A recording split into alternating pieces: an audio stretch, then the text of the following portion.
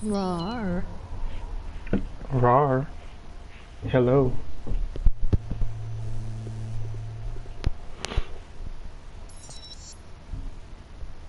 Hello. How's it going?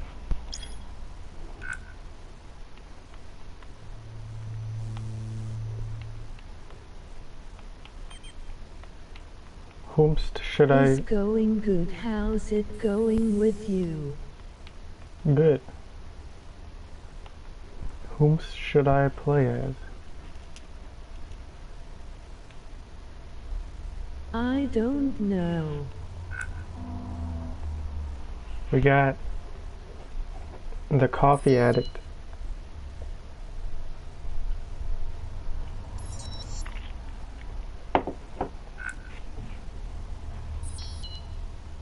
LOL.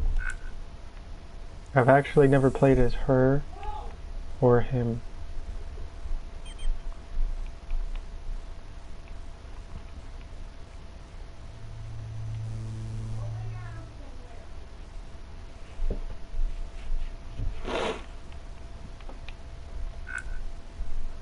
Maybe, I'm gonna play as him, I think.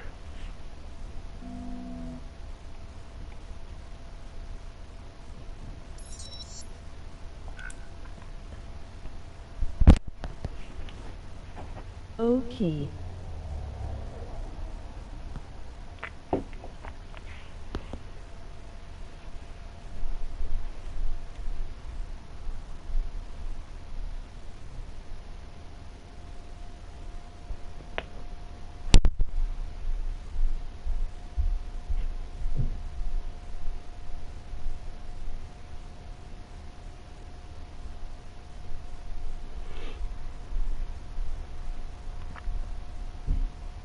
How do years work in space?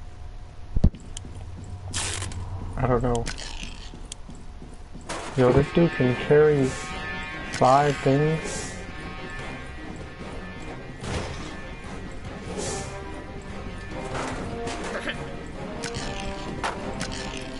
Dude.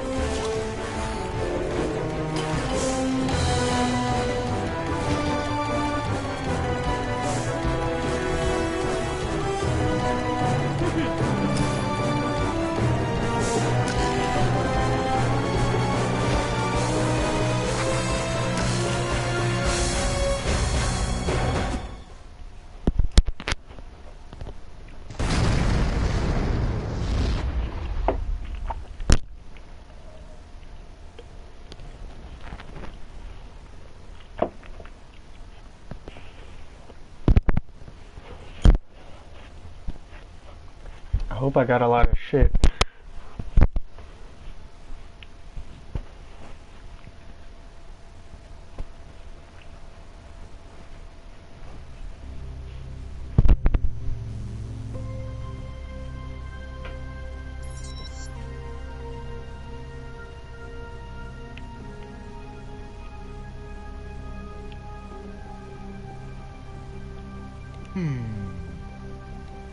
Got 8 cans.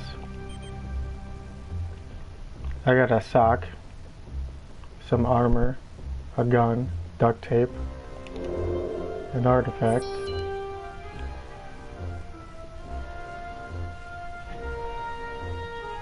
I don't see anything else.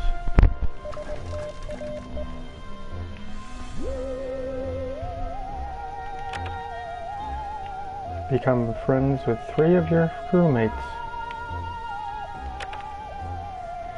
Friendly. Crew morale bonus. Everyone loves baby, or at least they should. Let's make a strength-based speech.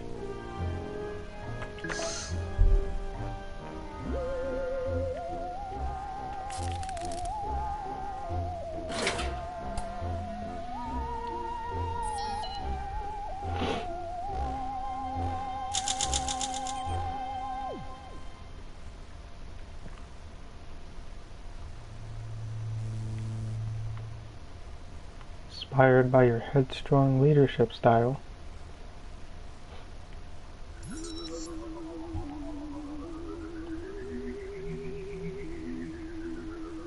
Tom reported being glad to have you as his captain.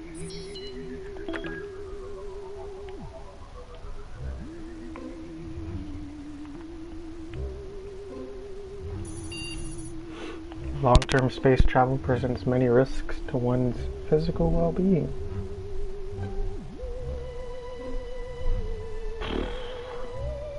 Concerned about the decline I've seen in the entire crew's physical fitness since our little sojourn began. I recommend a daily regimen of movements. You use only your body weight. You don't need any equipment for those, just gravity. Or artificial gravity. Any volunteers for a workout? Let's send baby to do that.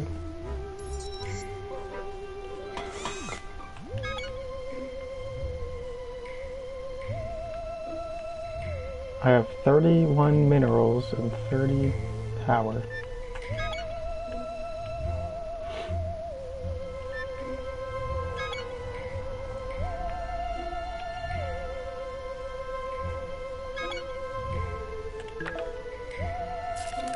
Gonna upgrade the artifact and then dismantle it.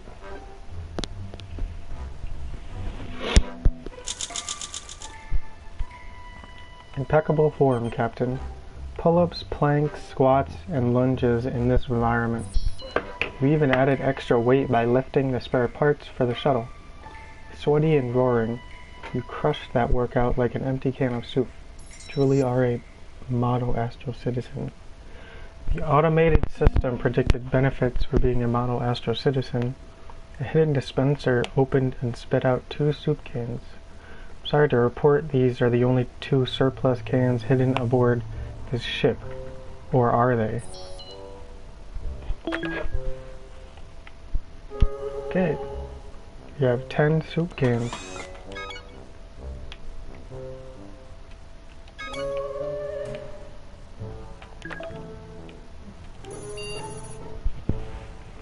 It's important to keep yourself and your crew well fed.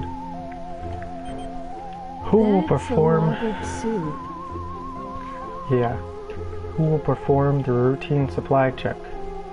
The only requirement is simple mathematics.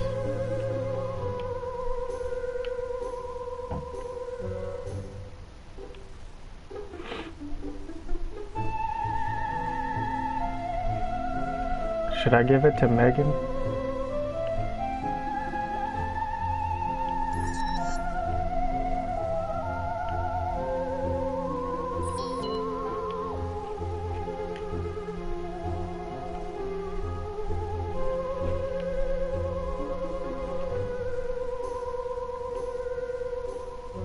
I'm gonna give it to Megan. Sir 3.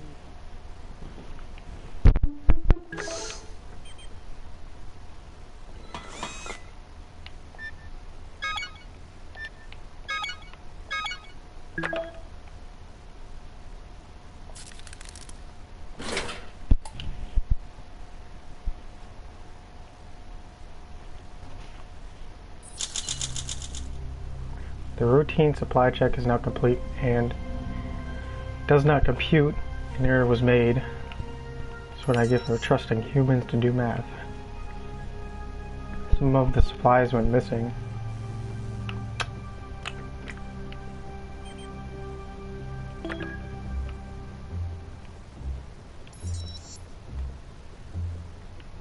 I wonder what this symbol means. I wonder if it means like somebody is a traitor.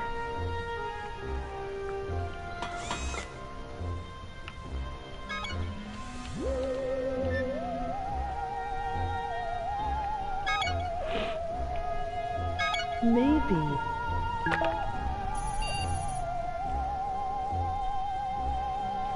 It's time for a life or death challenge. The most important task available on this shuttle. Keeping the floor clean. From subtle green stains to a fine coating of skin dust. This place could do with a good scrubbing. Tom looks free. Will you ask him to apply some elbow grease or request he to improvise a cleaning formula from whatever we have on board? I am going to just ask him to clean the floor.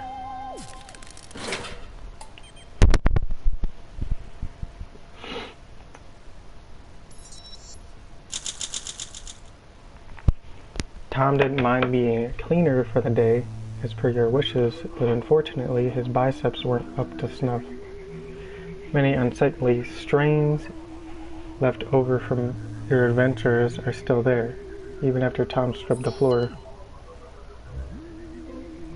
Tom was unraveled by the frustration. Now he won't stop rubbing his arms and saying, "Why is it all unclean? Everything is grubby. Why doesn't it look like a polished mirror in here?"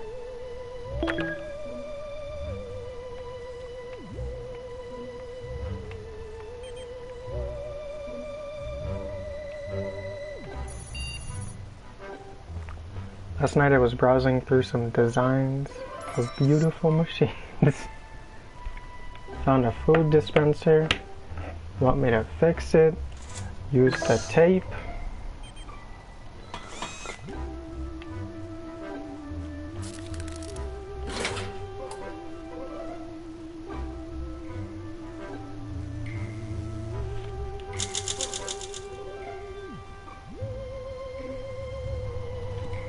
Official government research shows there is not a thing in the universe that cannot be fixed with duct tape.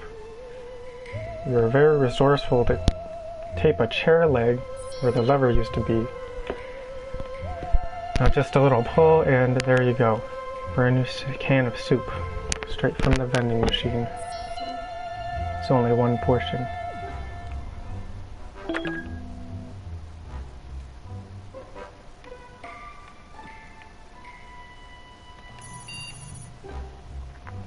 Detecting a leak in our reactor coolant system.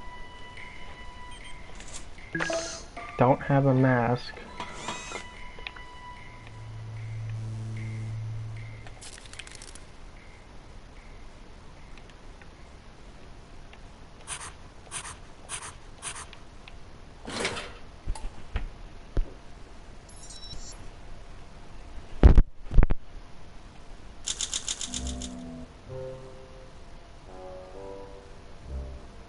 Teamwork goes so much better when a group of humans is faced with the possibility of a radioactive death. With all the chaos and cries for help, I can't even tell which one of you managed to fix the leak in the end. Too bad you inhaled quite a bit of coolant in the process.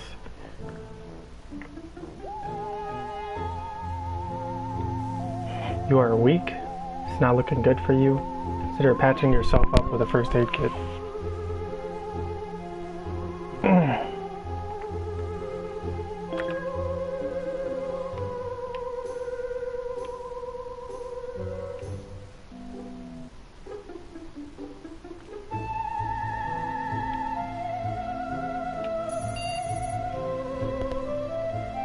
You're registering unknown transmissions, but I cannot identify who is sending them.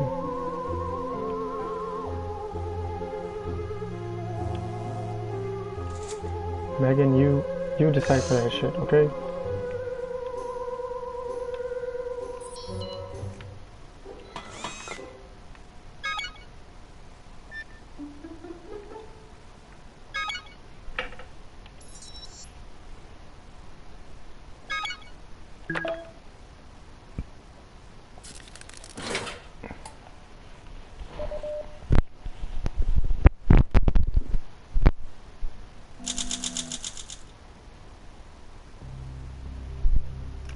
Good old aliens.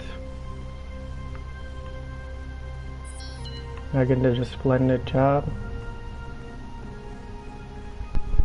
Our ETA to the celestial body, or whatever it might be, is 5 days.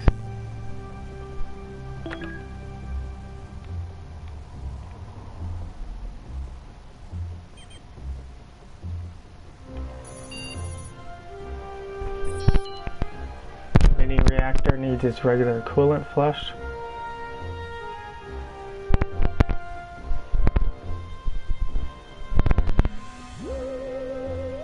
Dee Dee is idle. Do you want to ask her to begin the flushing process?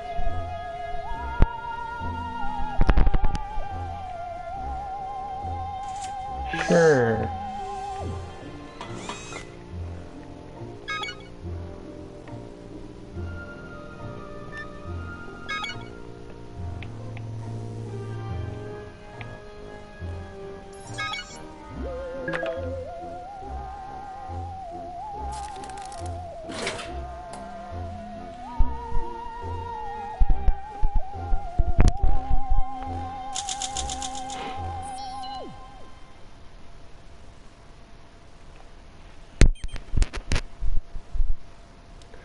Dee Dee found a clog in one of the mini reactor's pipes and managed to rectify the situation.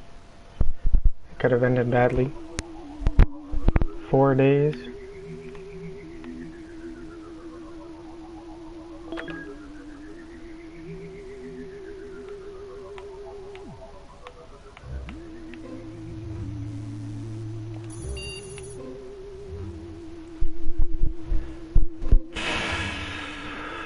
Some inherent risks, namely to your skin. No.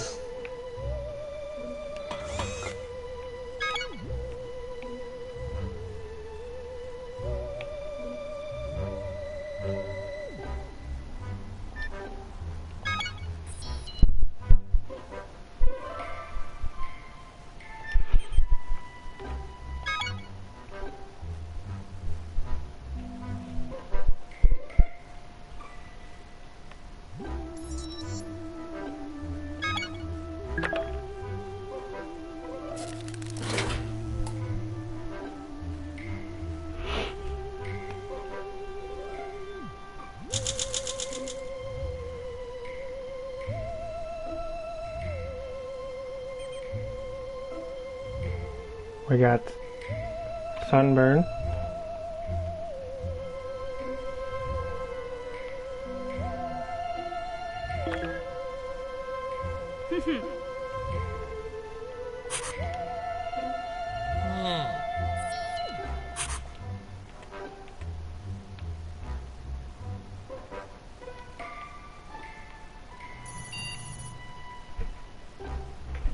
We are now entering a field of cosmic gas. Its origin is unknown. Someone could try to isolate some of the gas to use later.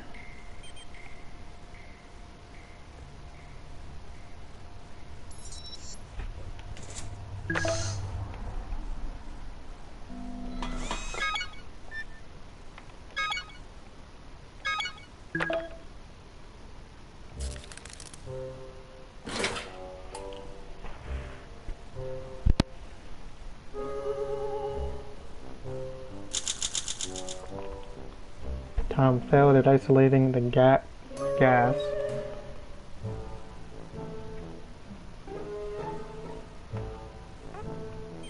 Made a portion of our resources unusable.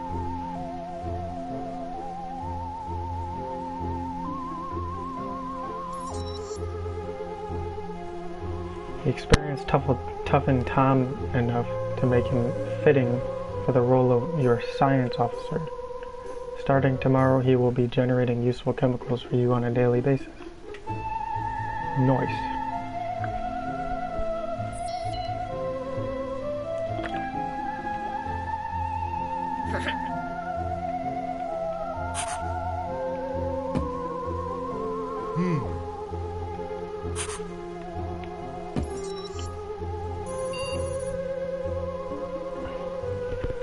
picking up a large object of unknown origin not far from us. It's hollow.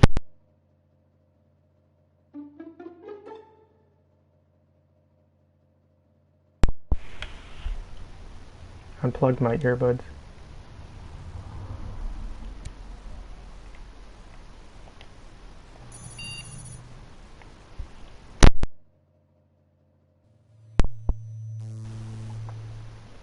There could be supplies inside, or maybe even other intelligent life. There's only one way to find out. Should I activate our super fancy tractor beam? Yes, that's its official name. Charlene from Astro Citizen HQ won the naming rights at the Christmas raffle. Sure.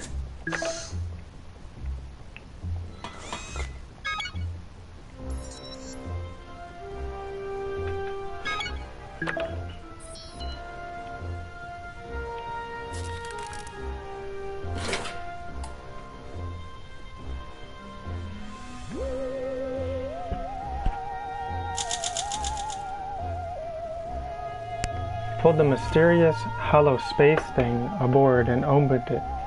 Unfortunately, the astronaut hiding inside had long since perished.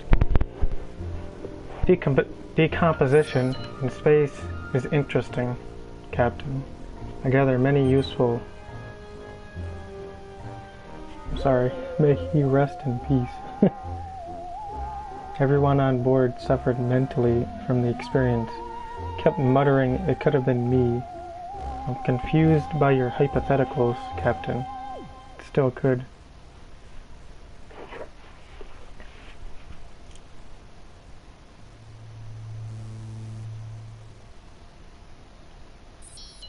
Megan's no longer weak. Tom is going insane.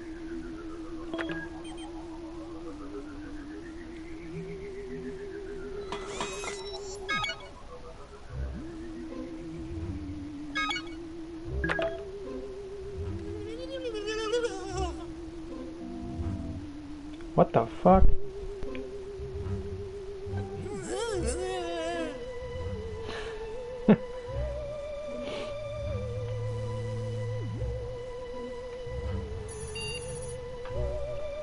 We'll soon be passing an unidentified floating object. Visuals should be available any minute. Here it is. No, that's a speck of dirt on the screen. The other barely distinguishable dot. Yes, that one. It's an asteroid of fascinating composition. We broke a piece off of it, would serve us well. It also projects energy. We could siphon its power using science instead of force.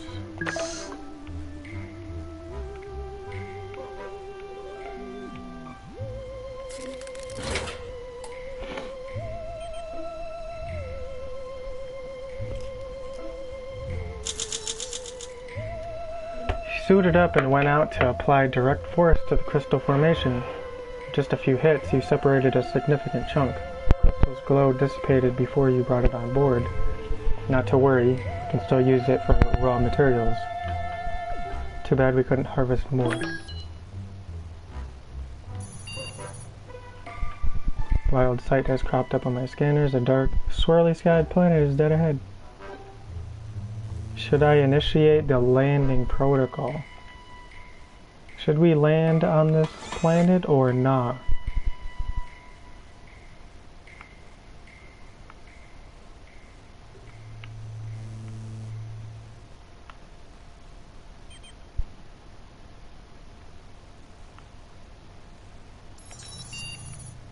I think it'd be a good idea since you know we have no food.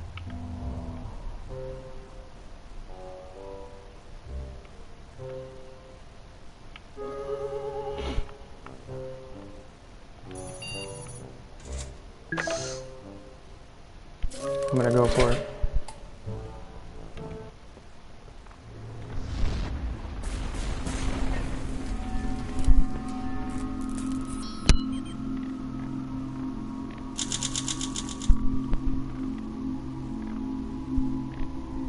On our descent towards the Stormwind planet, crewmate Thompson piped up and said he recognized the storm below.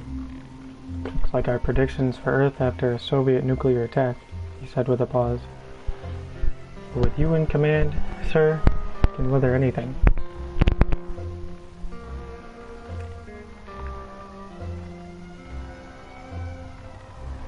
Fried the communicator on the way down. Tom starving, Dee Dee starving.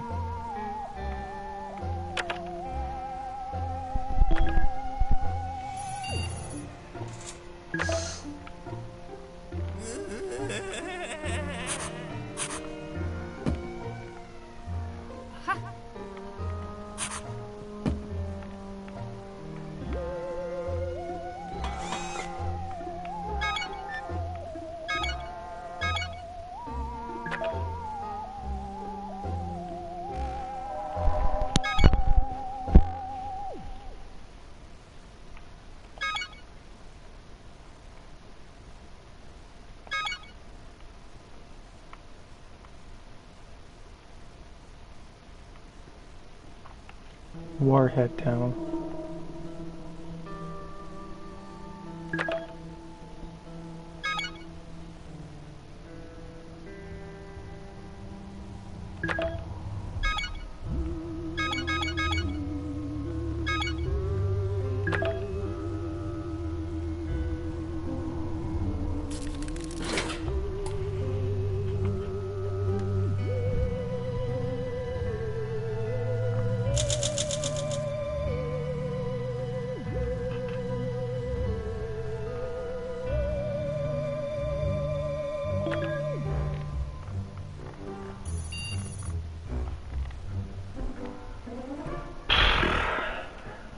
You have all been poisoned.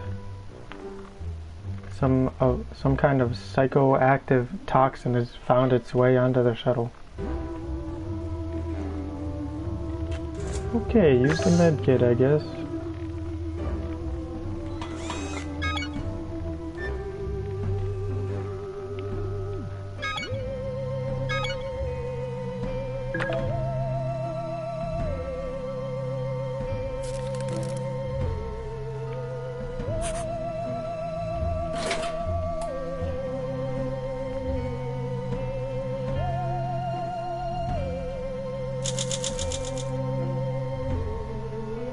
We acted swiftly, removing the toxin from each and every surface. I didn't even know we had that much disinfectant on hand.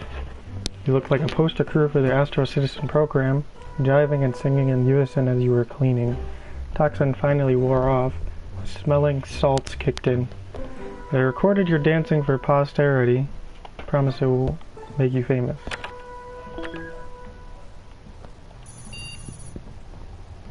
Some space spring chores are necessary. First off, the equipment safety and conditions evaluation. One of these checks is now overdue. With all the cosmic shenanigans, we should check some of our gear. Dee Dee seems idle. Is there anything she should check? Check the first aid kit.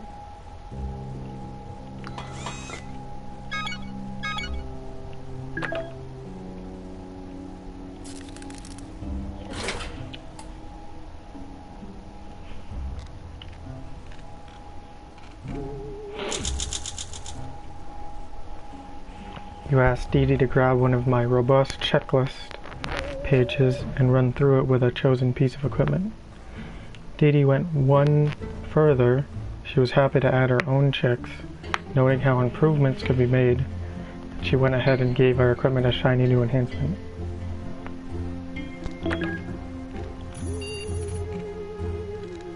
I have a bug, Captain. I don't know who modified my code, but the consequences could be devastating. Need to open up my back panel and perform an emergency fix. Good old intelligence.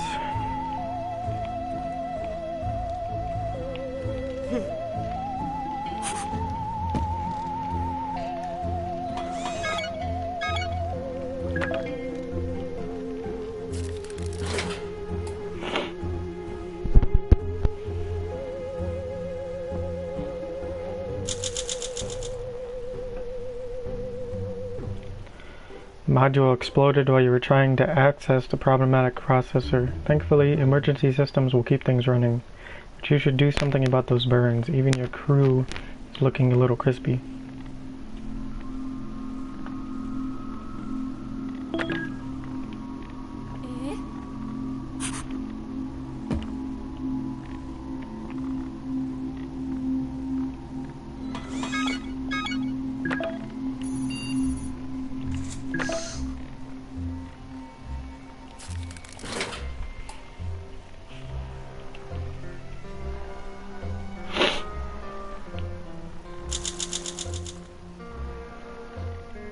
Tom came back. Town to the south turned out to be a settlement built around an unexploded warhead. Tom came back with a bloodied nose, ravenous and pretty shook up. He said the Phobians who founded Warhead Town were a band of transients exiled from their post-war silos for various reasons. Some were hospitable, anxious, but some weren't. Tom faced down several encounters with muggers and would-be lawmen with his trusty pistol. Got some science. Battery. Sock puppet. An idol. Some soup.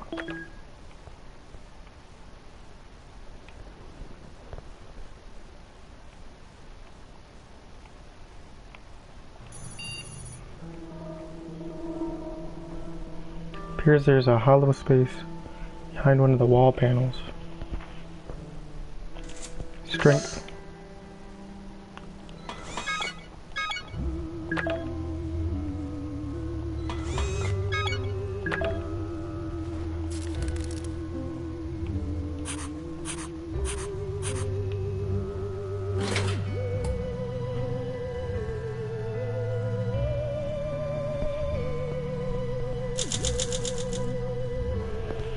Yesterday you removed a wall panel and found a hidden space. The panel was pretty heavy, but you tore it away with no problems at all. Nicely done, for a human. There wasn't anything that exciting on the other side, though, just a shovel and a lot of good old earth cobwebs. Good thing you're not scared of spiders. At least that's what you claimed before you squealed and started waving your cobwebbed hand around like it was on fire. Got a shovel? The crafting on the communicator is done.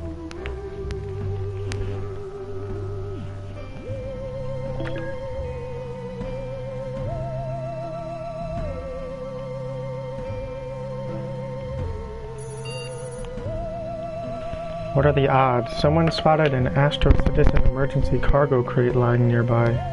I had to check. The odds are infinitesimally small. Unfortunately, it is empty, but for a syringe of schlarp. Who should we use the syringe? Who should use the syringe?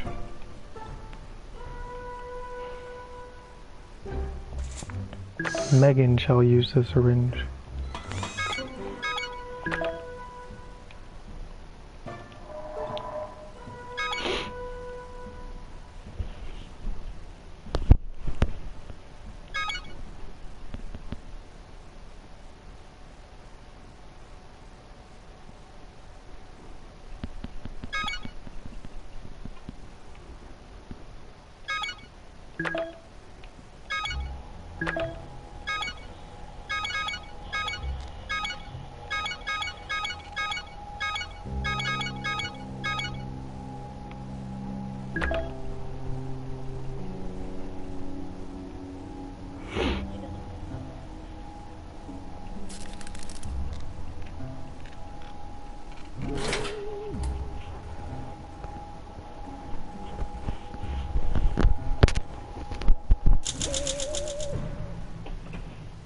Megan used the syringe of Slarp that we found in the nearby cave. She's feeling much better today. Megan may still get hungry or have other ailments, but her base mental and physical abilities will be vastly improved, for the time being at least.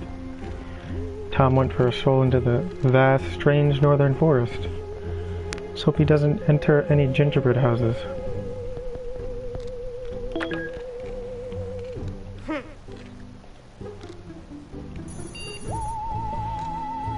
We're experiencing minor technical difficulties with the communications console.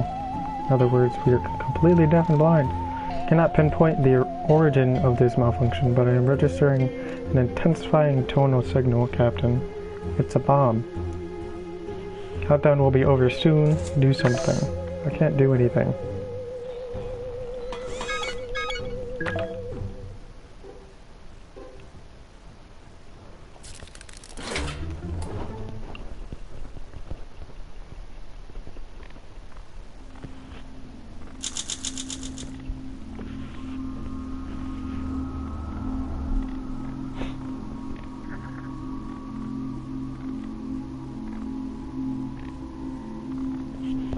When you sat down in front of that communications console, which was about to explode, you just folded your arms. My processor froze for a second. It was highly illogical, suicidal even, and yet we're still here. How did you know it was not going to blow up? Captain, you need to be cautious. This is yet another sabotage attempt.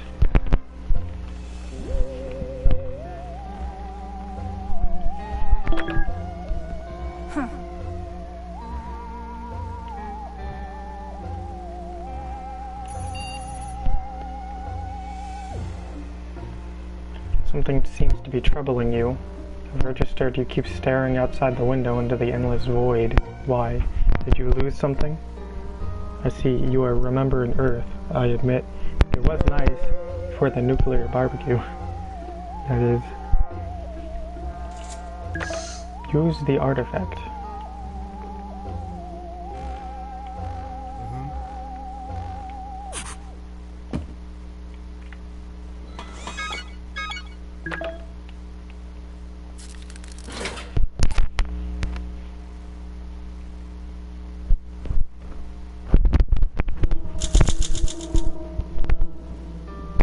You've been worried about something, Captain, but it seems those troubles are behind you. I'm not surprised by your choice to find comfort with the Astro Citizen issued Astrofact. It is guaranteed to resolve any and all of your emotional issues. I can't tell if it was the mumbling to or the juggling of the artifact that helped. I am glad to see you are doing better.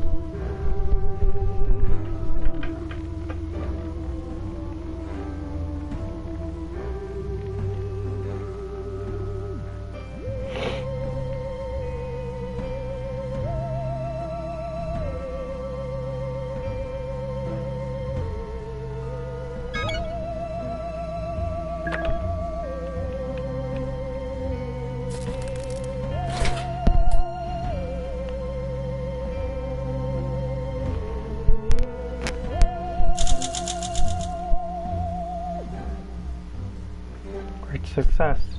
The communicator attached to the communications console worked like a charm. The crew was visibly excited by this feat.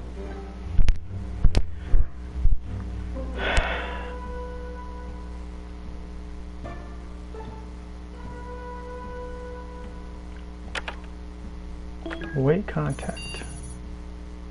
We came across one of the planet's apparent inhabitants. The alien, carrying a heavy-looking case, entered a nearby bunker-looking structure and you followed. He left his armor-like suit in the case on the rack, with a multitude of other suits and cases. The alien is apparently taking a shower. Act fast. Will you snatch one of the suits and run, or force a random case open? Force the case open.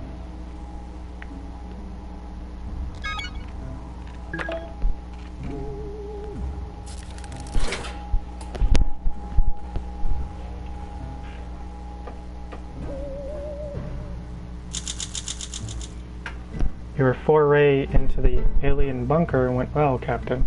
You grabbed one of the cases from the rack and wasted no time forcing it open. The lock gave with a crack, revealing myriads of loose electronic components, perhaps scavenged from elsewhere on the planet's surface. Without much time to think, you rooted around among the circuit boards and cables, but nothing appeared useful. You left the bunker in a hurry so you wouldn't be spotted. Thomas returned from his jaunt to the eastern glade. He is limping a little, famished after the journey and a bit freaked out. You get comfortable as he begins to tell his story. The glade's transparent, buckling trees and pointy branches rendered Tom's journey a bit fraught. Most slices and pokes were rebuffed by the sturdy suit he gave him. He did suffer a number of scrapes and tears, however.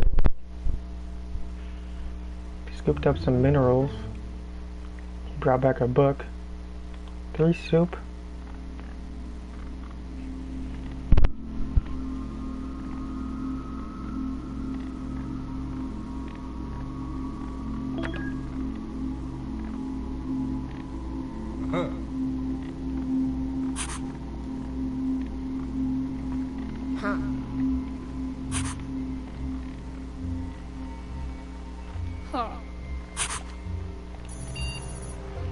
Storm is coming. But it's not your average storm. It appears to be a hurricane of iron shavings. Hundreds of little bits of metal, dust, some the size of nails, are pelting towards us. The force is tearing the ground up and flinging huge objects around. Indeed, a large, shipping-sized container is rolled over near the shuttle. Shavings are already working their way in through the window seams. Use duct tape to secure the window. Face the storm to see if the container holds any values before it is destroyed, or simply sit tight.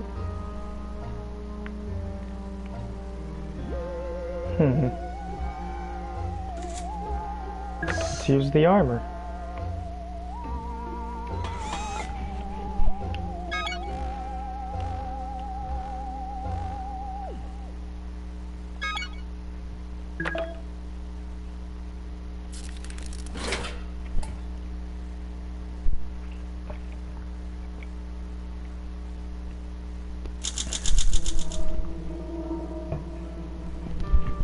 During the storm of metallic shavings, you decided to investigate a container that had been thrown nearby.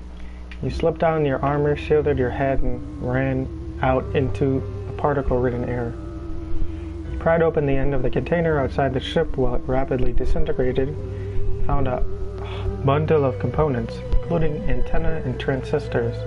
Brought them back in, and realized they could be fashioned into a communications device.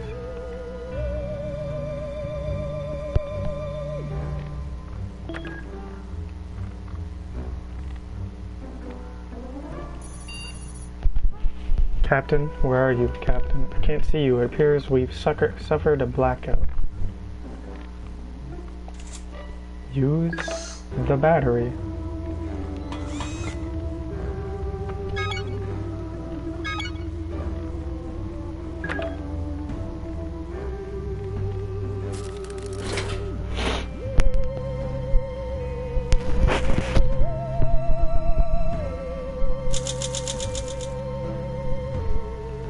The lights are back on. Turns out the issue was only a dead battery. Now, what chewed through it with those tiny, razor-sharp spiral teeth is a different question entirely. As long as the lights don't go out again, you'll probably see it coming, right?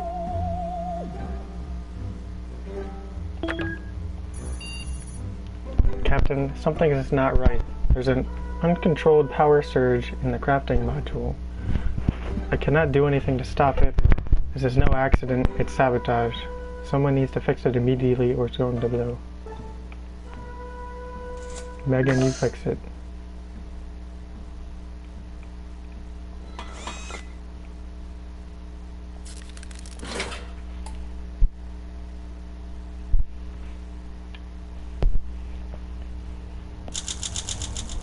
Megan to the rescue. Her swift action saved the day in the sabotage crafting system. Could have thought all it took was unplugging the power cable. Crafting module needs to restart, but it should be up and running tomorrow. Captain, I'm afraid we have a saboteur on board.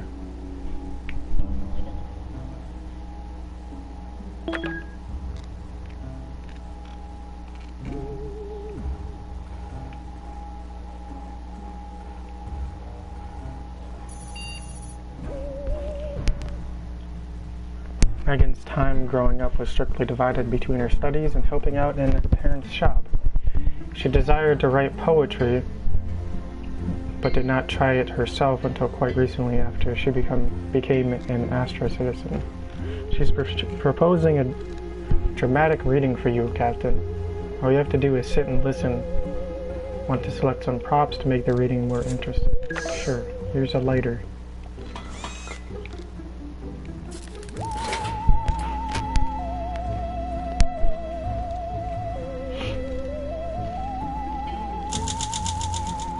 Basked in the glow of the lighter, as Megan recited a horrifying poem about a gang of scalp hunters in the Old West who murdered their victims with kitchen spatulas. The story scared you so much you barely realized an hour had passed when it was over. Megan spent the next few hours tinkering with the lighter so it would function better for the next performance.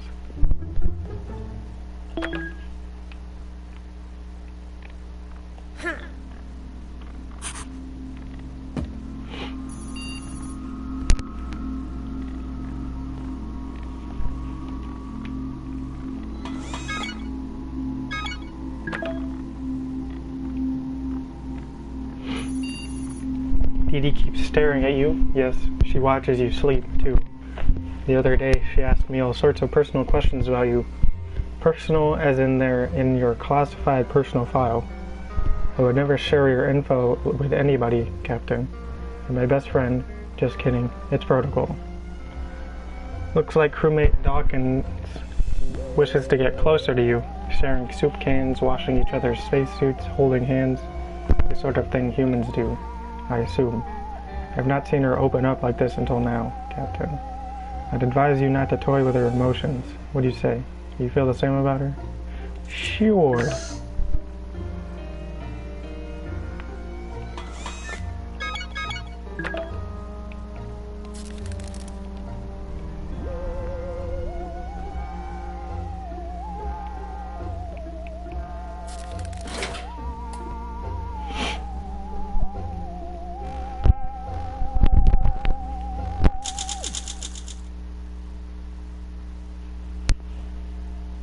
Made your feelings for crewmate Dawkins clear. There really was no need for the grand gesture, such as shouting about it into the vast cosmos. The same can't be said about crewmate Dawkins. She cares a great deal, apparently. Try not to mess this up.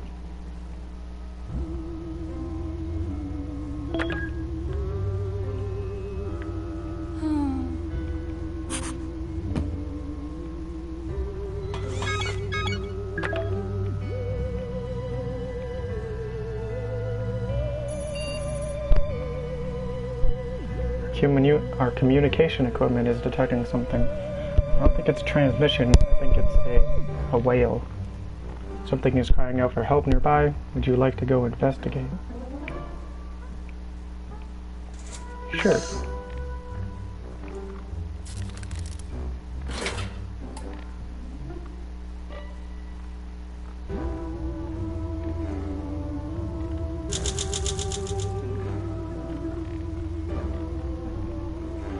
What in the absolute fuck am I looking at? You went out to investigate the eerie crying sound on the stormy dystopian plains. You came back with a stumbling little alien. It seems weak, possibly injured, and as lonely as an emergency escape pod flying through the cosmos. You brought it in and propped it up in a corner. You're still starving.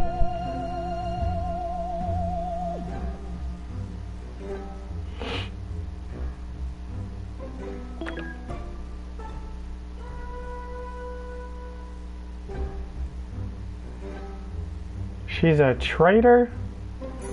Traitorous motherfucker. Megan, what are you doing? Captain. Crewmate man is violating protocol. She is attempting to override my memory storage. This is... oh, no. Captain, she is the traitor who has been sabotaging us all this time. No, not you. You cry in horror. You are my friend, Megan. Megan doesn't seem impressed by the commotion. Neither is the alien attached to her head. Wait, where did that creature come from? It wasn't there a minute ago. Oh, my circuits. Crewmate man is not herself anymore. She's being controlled by that organism. The alien looks small and defenseless, but you know instantly that it's not the case. You can feel its thoughts in your head.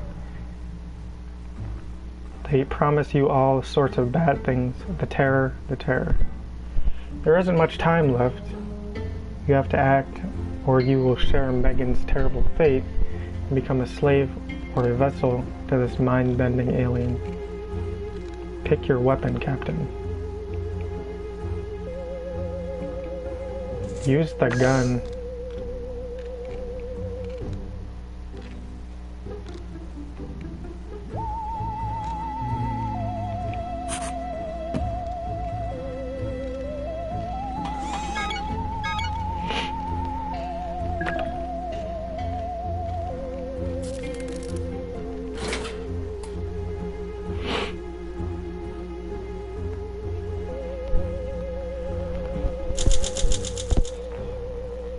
You didn't know what or who this alien creature was, but it hurt your crewmate, and it decided to take over your ship. Tough luck, alien scum. Astro citizens don't go down without a fight, especially a gunfight. Place 37 well-aimed shots into the creature's slimy body, just to be sure. With the alien gone, Megan regained her senses. Where am I? What year is it? Are we on a bus? Okay, perhaps not all of her senses, but vital signs suggest this confusion should be gone, eventually. Well done, Captain. Okay then.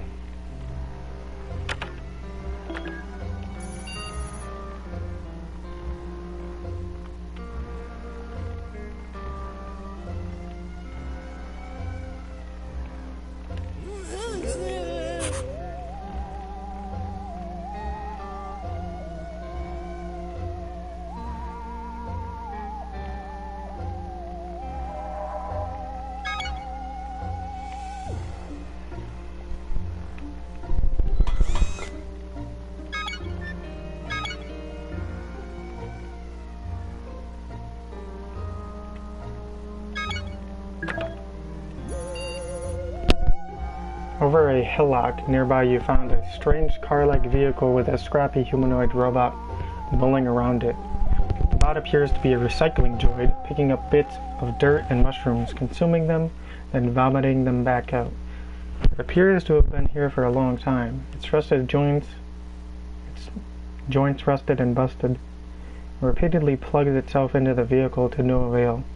Should we jumpstart the vehicle's engine? Nah. I don't want to get killed by a murder droid.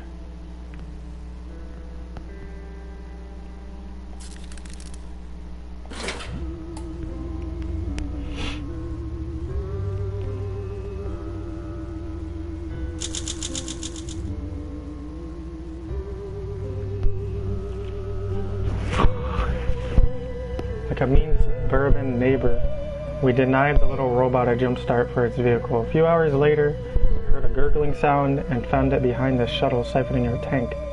You entered a brief robot duel to save our rocket fuel. The robot promptly fled and the damage was done. The tank was depleted a little.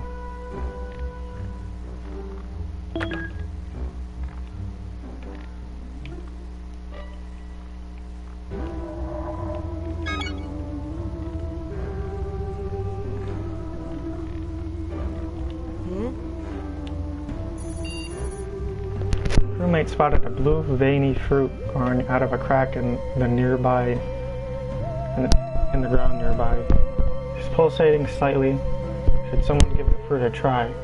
Normally I'd refrain from leaving such a rash and irresponsible decision up to a human, There are some empty stems nearby. Perhaps it is edible.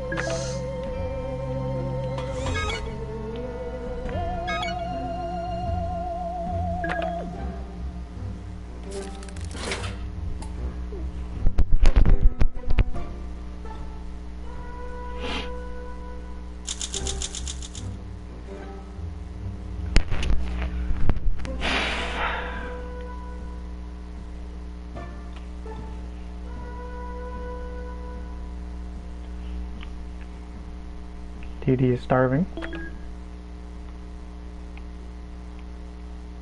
Megan is starving.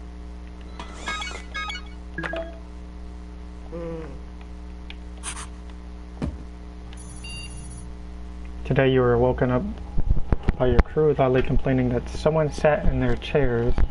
Someone used our airlock toilet.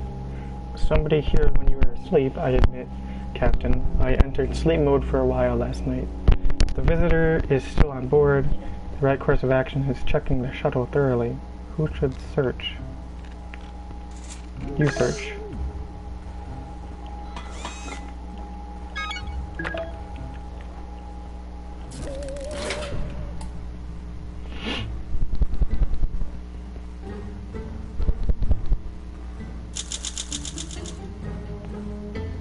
Last night you ordered your crewmate to hunt high and low for an unwelcome visitor you thought was on board. Nobody had any success, so in the end, you figured the intruder probably wasn't even real. Tom got quite paranoid, though. Keeps looking around anxiously, muttering to himself. Perhaps a symptom of space madness.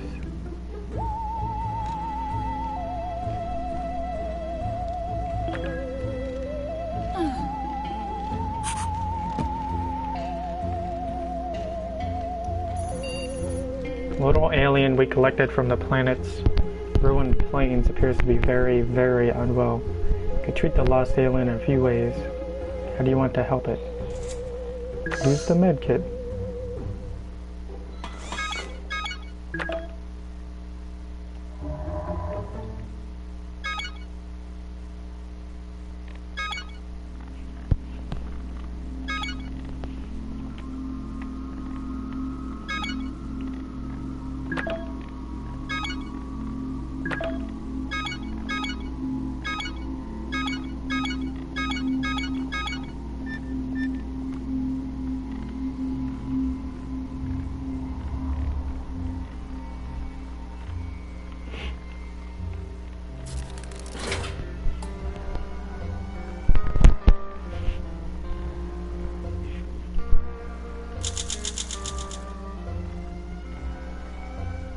After studying the little weak alien we found outside, we decided to treat its nastier wound.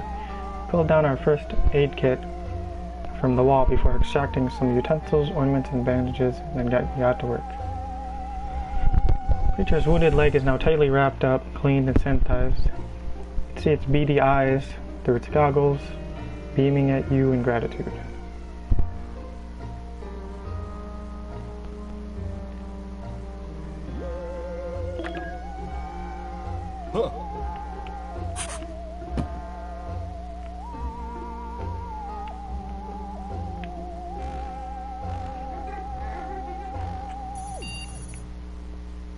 What's that you're drawing, Captain?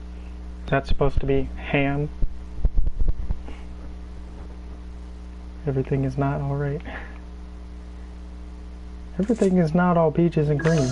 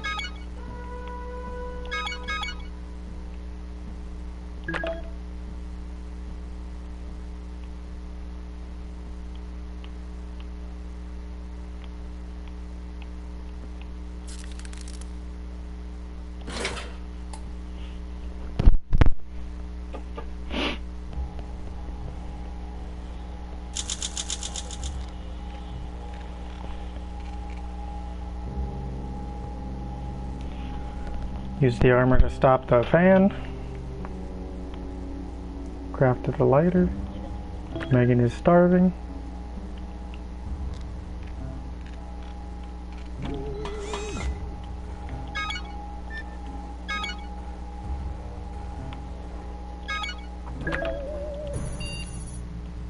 Water recycler is overheating. Try a manual reset. Nah.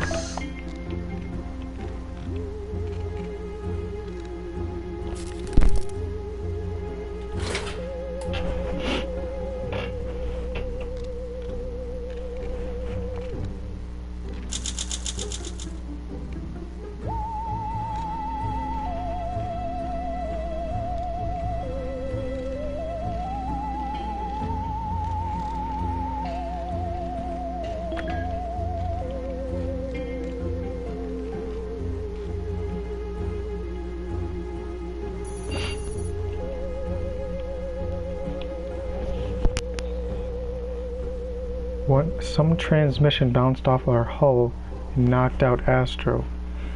Must have contained a virus or some junk. Might have noticed the occasional electric shock through the cabin floor. Let me troubleshoot. It's caused by the virus, so you can either use your wild animal-like strength to pull open Astro's module and yank the safety mode reboot plug, or you can try to hack into his software using the shuttle terminal. Intelligence.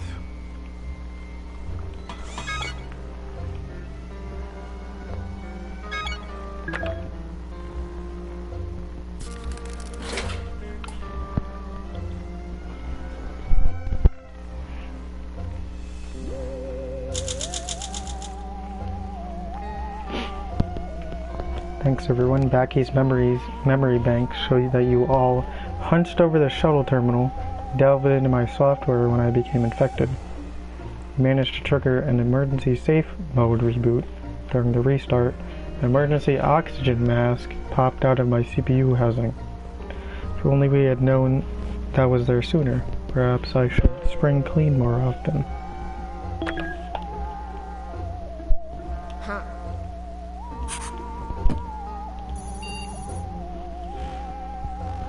Some winged creatures. I don't have an artifact.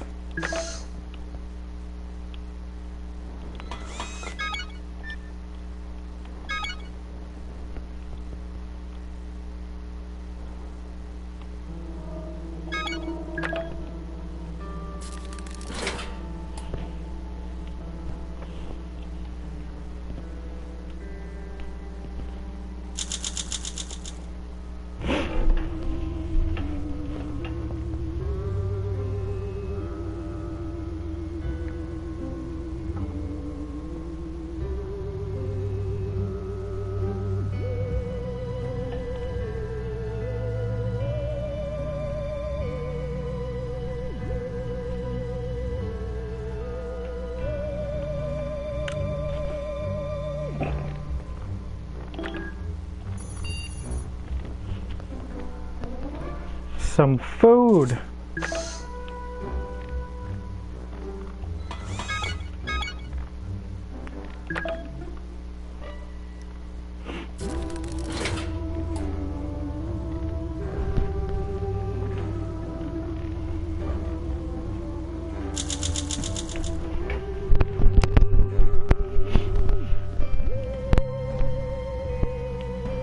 Tom came back with 1 ration and 10 chemicals. Bruh.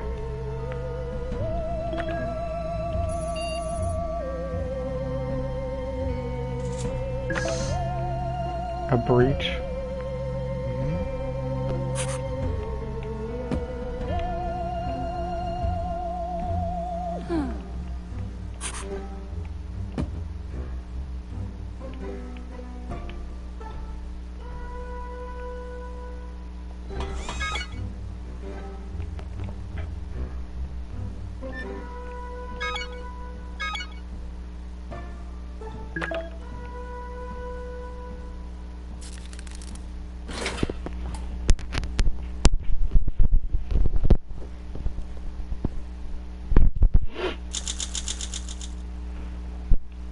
the extraterrestrial contamination was no match for the Astro Citizen-issued environmental mask.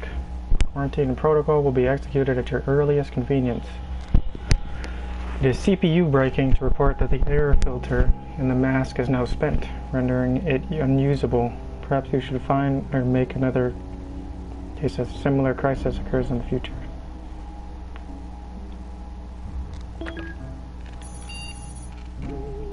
One of the crew spotted something strange in our neighborhood. A space ghost, floating towards our boat with purpose. It carrying anything mysterious and it might be interested in.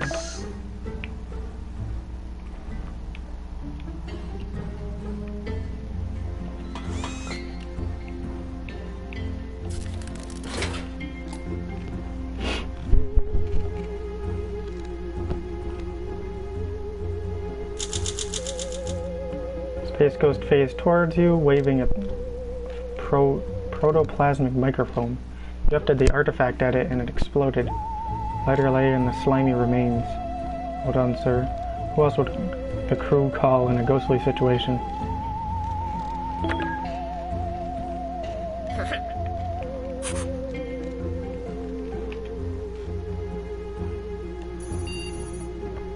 Something is going wrong on the ship, sir, or on the entire planet. Look out at the window. Huge mushroom cloud has erupted on the horizon, but it is frozen. Stock still. It also appears to be raining safety pins and the bottles of ointment. Reality is getting weird on Phobonus. Sir, until this anomaly passes, you had better do something to keep everyone grounded. The artifact appears to be untouched by the anomaly. Or you could use a sock puppet. Use the artifact.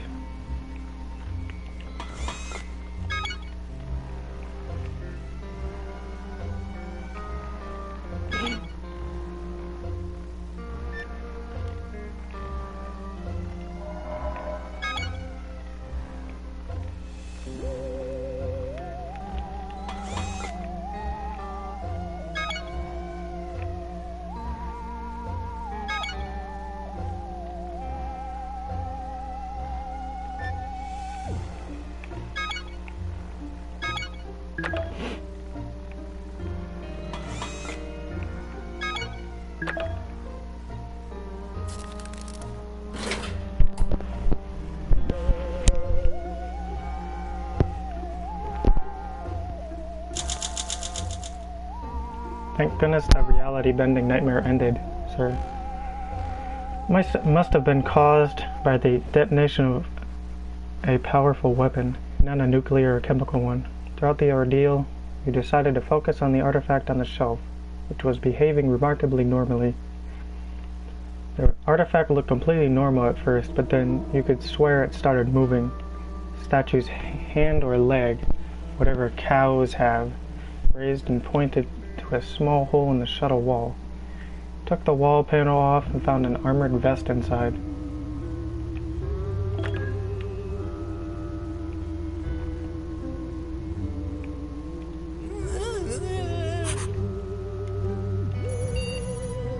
Sir, do you smell that? Fumes are coming from somewhere on board.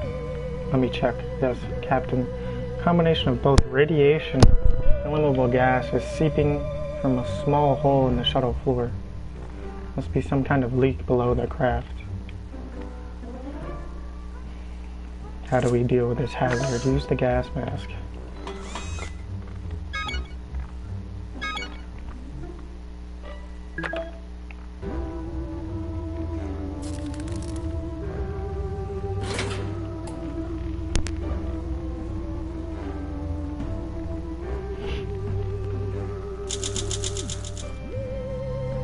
Deciding to deal with the radiation and poison gas combo empirically, put on your trusty mask and shuffled under the shuttle to get a better look. Fortune favors the bold. Your furrowing foray revealed some useful minerals. Seems the minerals interacting with the gas. Let's causing the high levels of toxicity, remove the threat.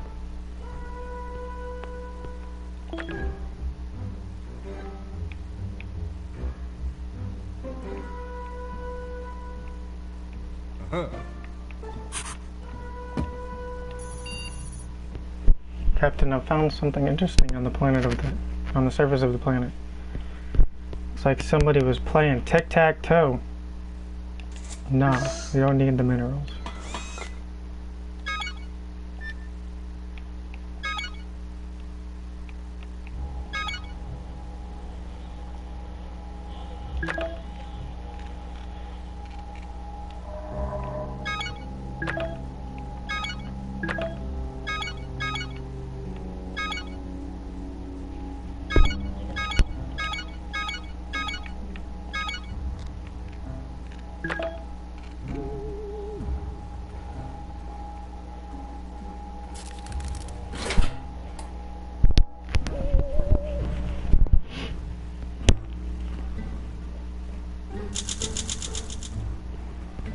Was tempting to gather the supersized tic-tac-toe pieces for ourselves. You've decided against it. Maybe that's for the best, considering that with pieces this big, the owners are probably substantially bigger. I'm sure there will be more opportunities for getting a hold of some mineral. Going without definitely beats having to explain to somebody why you dismantled their game in progress. It's never a pleasant conversation.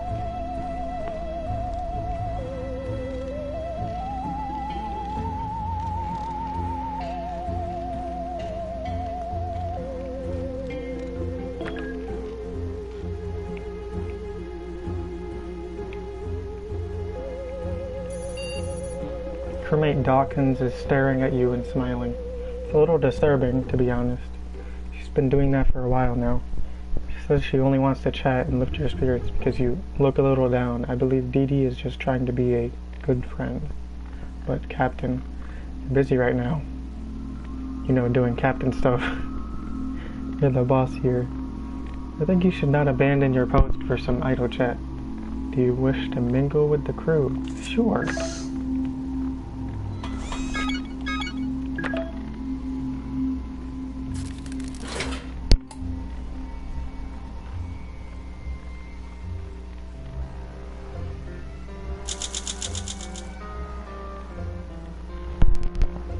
Spent most of the afternoon with Dee Dee, discussing your favorite cinema flicks and making silly faces at me.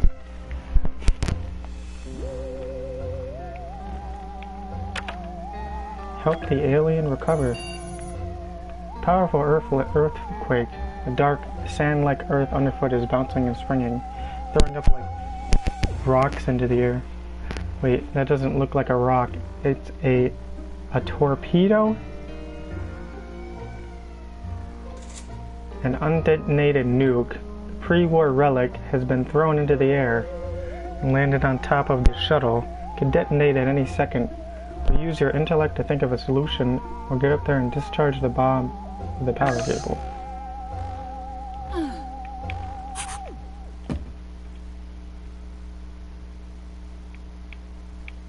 Use the intellect.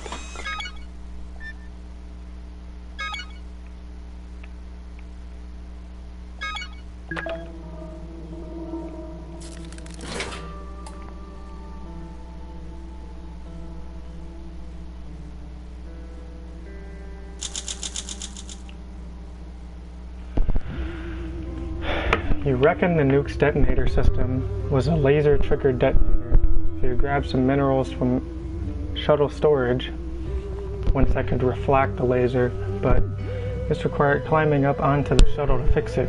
You opened the door and pondered the nuke. Right as another aftershock struck, the nuke rolled into a sinkhole. You dropped the minerals in the shuffling dirt. Disappointing turn of events.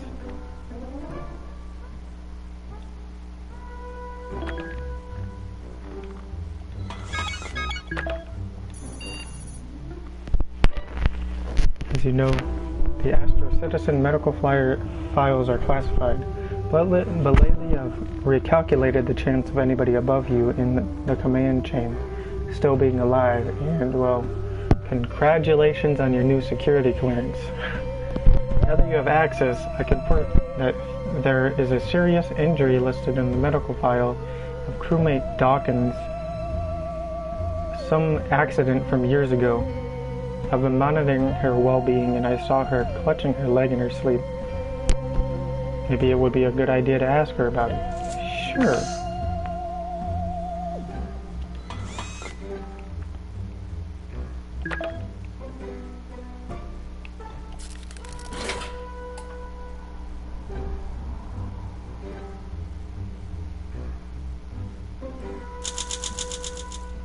You asked Dee Dee about the accident.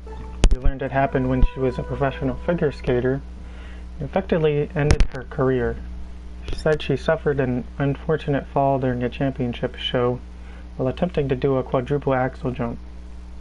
Thought it would lighten her mood a little if she showed you a new figure skating moves she still remembers. She agreed with some excitement. You mirrored her moves and followed her directions. You've never felt so stretched and flexible in your life. And you might just be the first person to ever do an axel jump in space, and without ice skates. Surely an achievement of some sort. This is most distressing, but there is an unknown group spying on our location every other day. What do they want?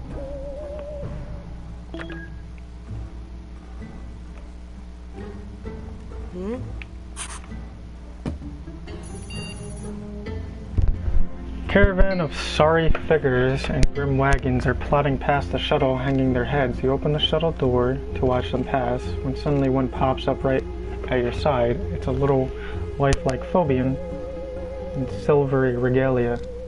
Blood is spattered inside its goggles. Do you wish to ignore its attention, offer healthcare, or proffer a new mask?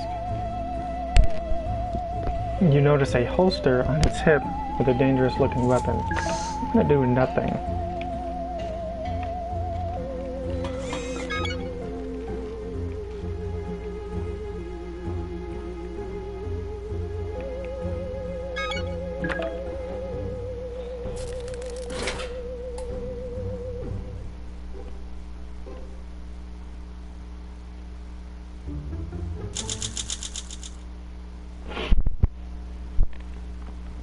The creature from the plodding caravan looked at you and thrust a plastic data bank into your hand before turning and leaving with the rest of the troop.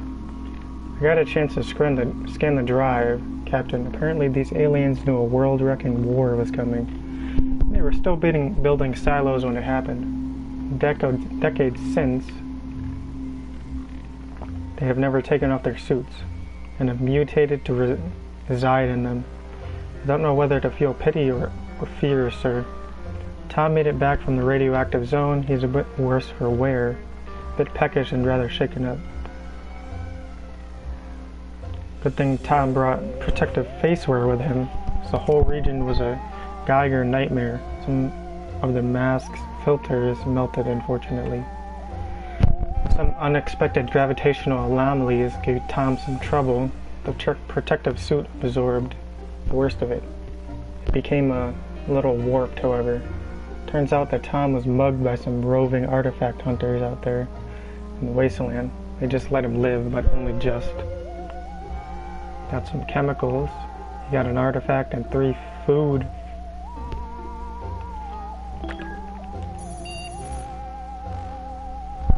Weather systems are detecting a storm on the horizon.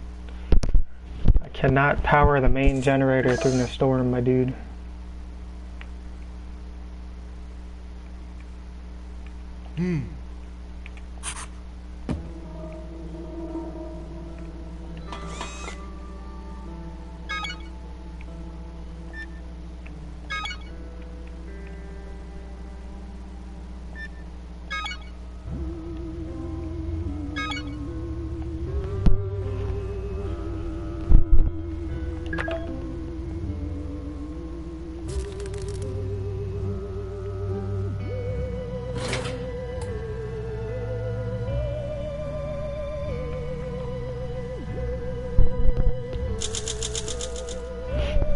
Chose to wait out the storm rather than run the monitoring system. It's spent the morning sifting through the washed up junk piles, but it was just a bunch of waterlogged crap.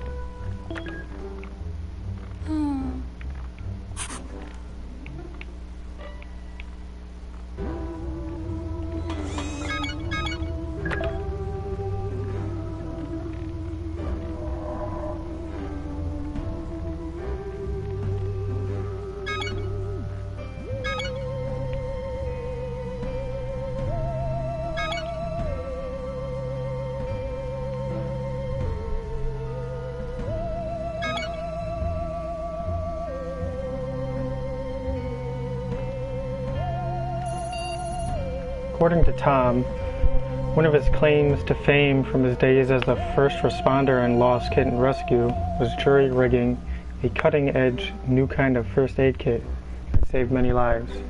Tom has put together a presentation about his awesome and 100% original invention. This all sounds more like cheap marketing than actual medical science, Captain. Listen to Tom's presentation? Sure.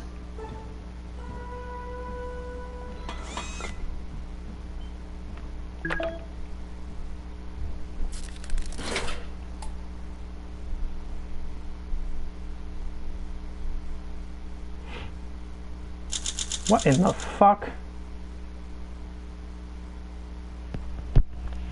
You watched Tom's presentation. There were a lot of big claims about changing the game and the power of belief. Very little in the way of medical science. In the end, this particular 4-hour seminar did not yield you any tangible benefits, medically or otherwise, although Tom did spend a long time talking about how he used these exact medical techniques to treat stray kittens. He quickly spoke about the animal anatomy, almost as if he was actually telling the truth. Oh, what am I saying? This is Tom. Of course he was lying.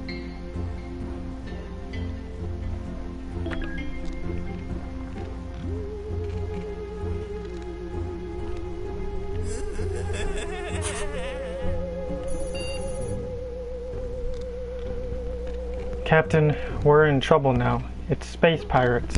Captain, space pirates. They are the ones who have been following us. They are ferocious, hungry for soup, and eager to plunder. One of them boarded the shuttle. Stand your ground, Captain.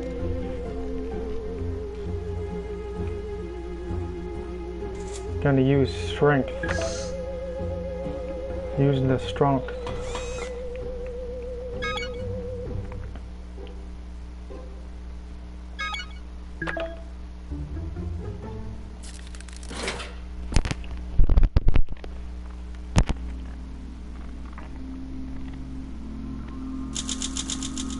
You and your crew rushed at the intruder with an angry war cry. You tackled him without any regard for Astro citizen property. I did not approve of the latter, but I do appreciate the fact that you drove him away. Good job. Good news, Captain. The space pirates are on the run. I suspect this is not the last time we'll be seeing them, though watch your six. Also, did anyone notice they were all apes? No. Huh. My sensors must have been hit by interference, I guess.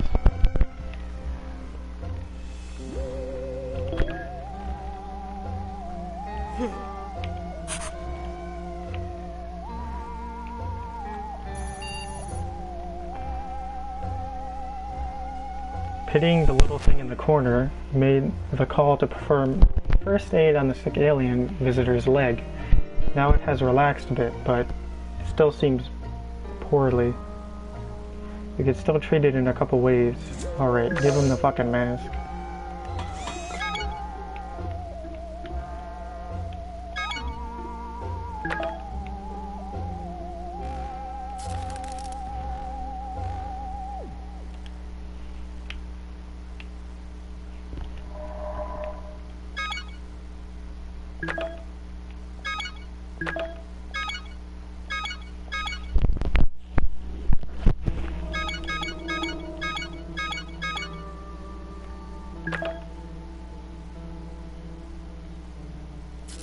Please come back with more food.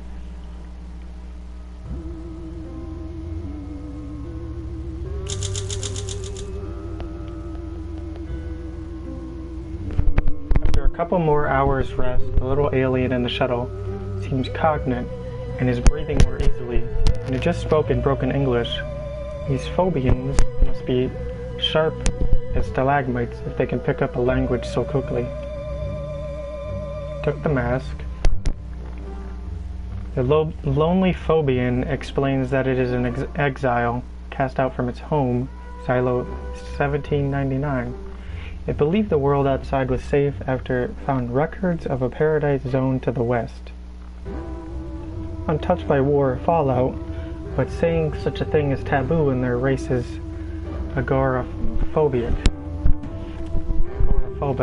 post-war culture.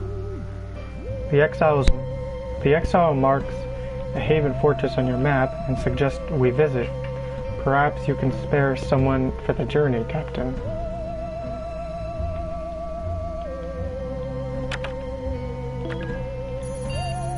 Well, if Tom ever comes back, I'll send him. Can't map the surface of this planet. Phobonus is a toxic, war-torn ruin. You'll need good maps, but something's jamming me. When I try to access the system, I get this message. You are trespassing my domain.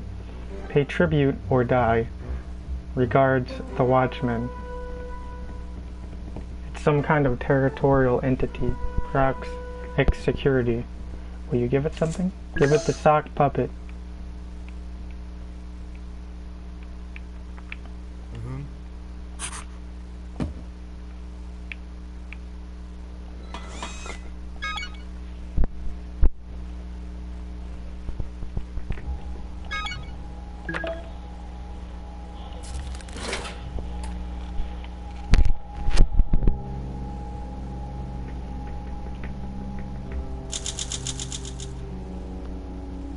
You offered the watchman a sock, pushing it through the door when the words, "Great Watchman, this sock provides endless joy, behold his googly eyes."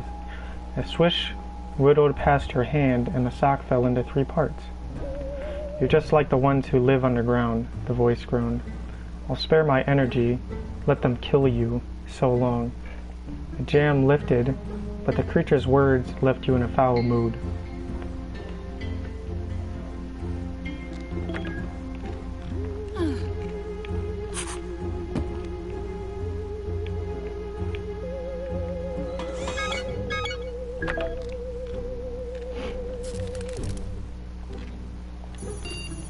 Found something interesting, Captain.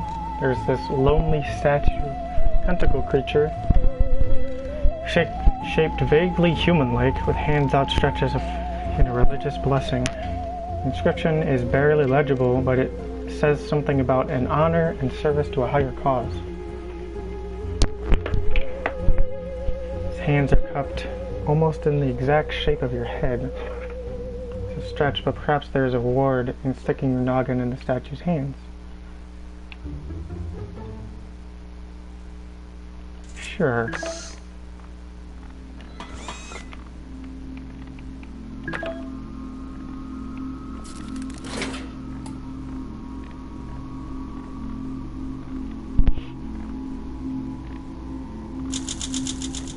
Okay, Captain. This one's on me. Note to self, ominous fragmented inscriptions on creepy-looking statues equals capital B, bad. Not sure what the statue did exactly, but drool coming from the side of your mouth can't be a good sign.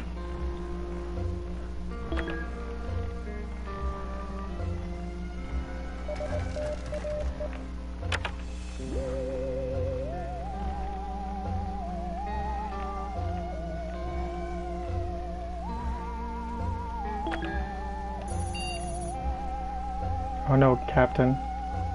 It's the space pirates. Again. It's not the school we were hoping for. Protect the crew, protect the soup. One of them on board of the shuttle, stand your ground.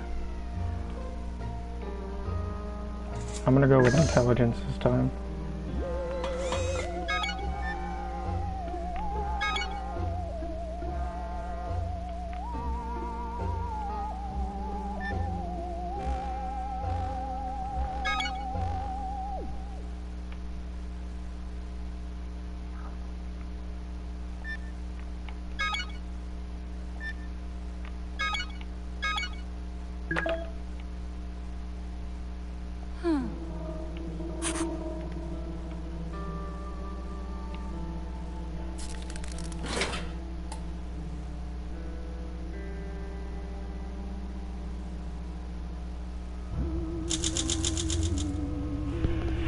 Any conflict can be resolved with cold, calculated logic, he decided. Pulling the reactor emergency venting release was the only logical thing to do. Logically, the attacker was subatomized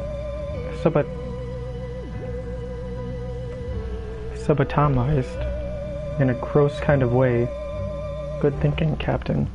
Good news. Space pirates are on the run. Okay then. Sensors detect a sudden dip in your mood. Seeing as your productivity might suffer, I feel obliged to step in. I cannot guarantee showing weakness won't undermine your authority as captain.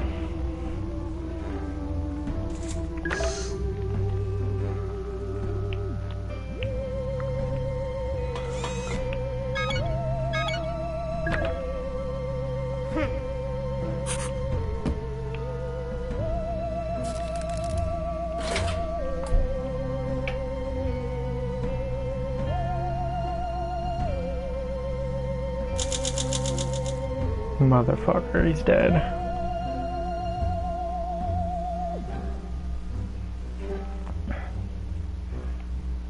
Dee Dee gave you a hearty hug, almost breaking your ribs. Julie usually keeps her distance, so I was surprised that you two kept whispering to each other.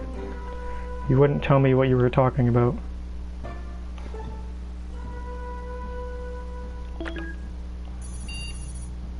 Dee Dee is bored, so bored, she doesn't want to bother you, so she won't complain. She just looks around and sighs loudly. If you trust she would not damage anything, you could encourage her to tinker with something on board. Maybe it would help her escape the black hole of boredom. Mess with the mask.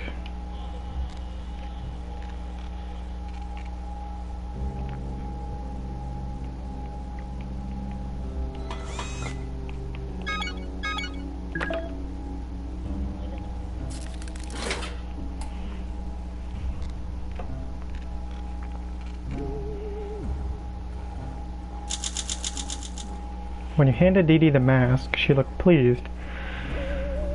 She told you she wore all sorts of fun outfits when she worked at a drive-in theater. She sometimes dressed up as characters from the movies to earn extra tips. She used to have a knack for sewing and jazzing up her outfits. Happy to report, crewmate Dawkins spruced up the dusty mask significantly. Using some bits and baubles she found on board.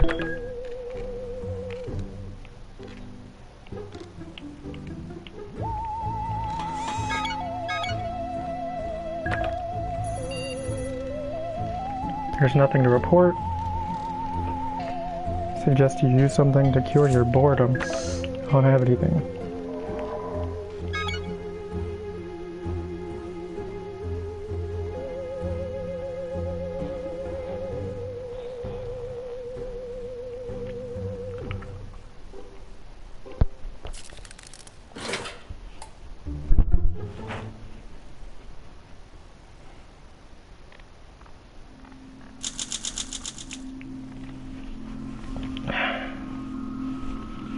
Yesterday started pretty slow and boring.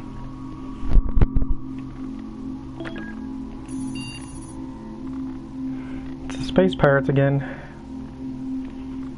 Gun. Fucking kill them.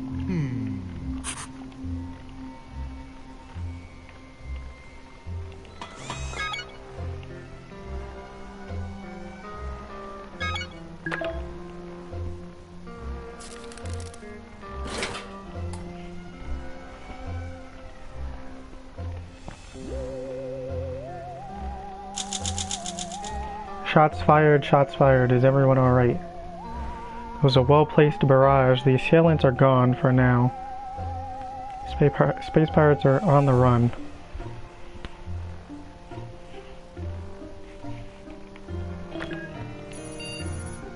Sir, rather than struggle along on Phobos forever, Might be worth exploring the fortress that the lonely little alien pointed us out to. Yeah, I'm working on it.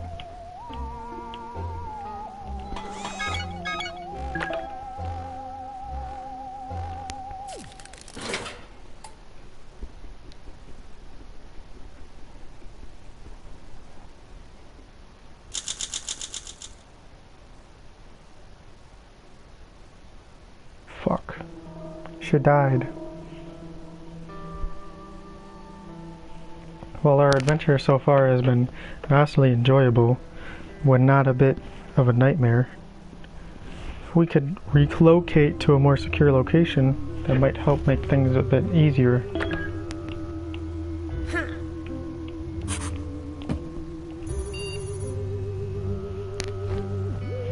Two-dimensional things. Kill him with the shovel.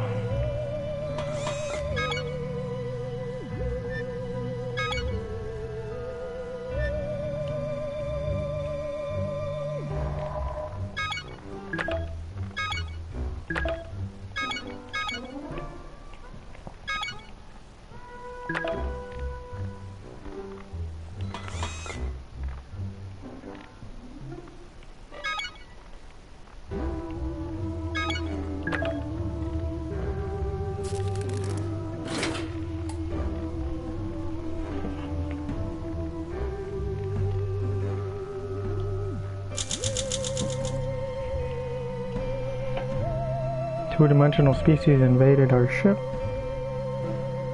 Killed him with a shovel. Our routine has just become less plain.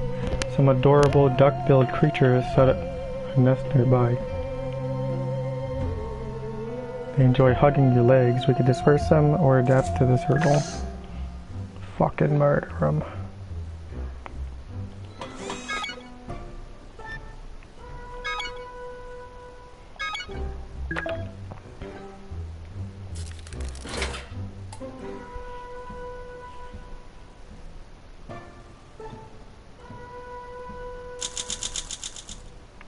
Those leg-hugging creatures proved more tenacious than you expected.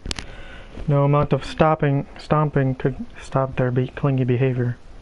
It's a bit humiliating. Good thing they decided to leave you alone for now and move their nest elsewhere.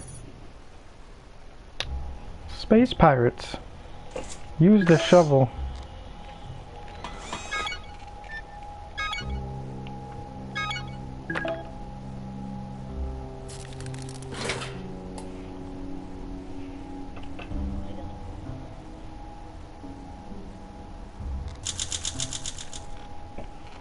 Shoving the intruders out with a shovel was a classic Astro Citizen captain move. I think we even had a poster for that back on Earth.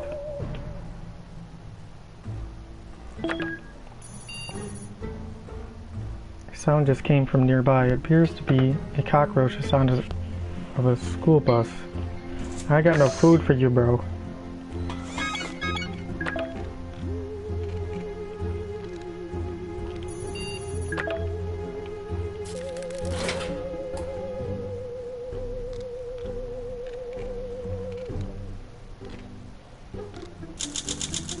Strange little cockroach killer walked away mumbling when he declined to provide any food after he left.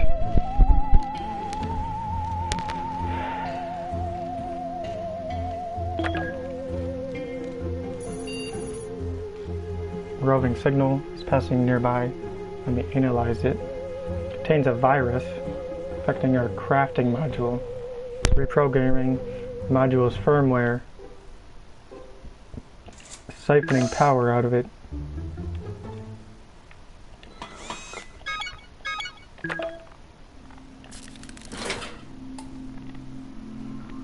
Can't do anything, so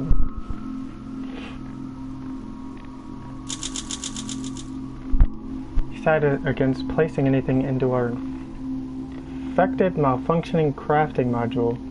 Later that night, we heard a scuffle. Some little vermin or insect crawled underneath this nozzle. My cabin was drenched in a flash. Left beneath the nozzle was a half-mouse, half-cockroach creature. Threw it out the airlock. Glad we avoided a potential body horror scenario. We were lied to. The forest was not an open, welcoming place. Megan returned having clearly been assaulted. Need of food and still in shock. Wary, she described the experience. Once inside the fortress, Megan was trapped by its phobia inhabitants. Had to fight her way out. The gun gave her some leverage, but was damaged by an alien shot. Just as Megan was about to escape, she was caught by the phobian attackers and thrown into a cage. Over several days of imprisonment and destitution, Megan got to know one of her fellow prisoners, Phobian, who spoke of a real safe haven, a legendary place to the far northeast. While the Phobian described more about the location of this real haven, an explosion rang out. Whether a fortress mutiny or simply an accident, crewmate and the other Phobians made a break for it.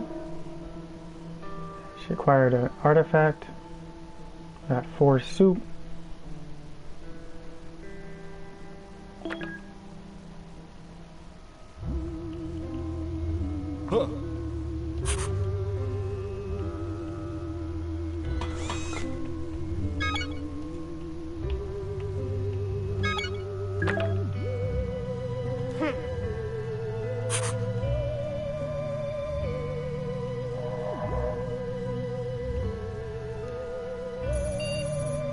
A hole appeared right next to our shuttle overnight. It's producing a smelly vapor. Can't do anything.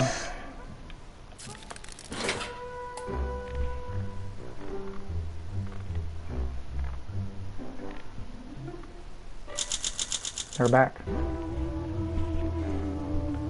We decided that the stinky gurgling hole in the ground isn't worth addressing. It's just swell. It's not like my performance suffers from the sensory overload, after all.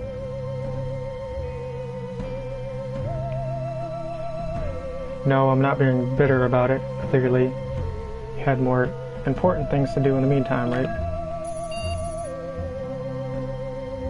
It's the space pirates. Use the shovel.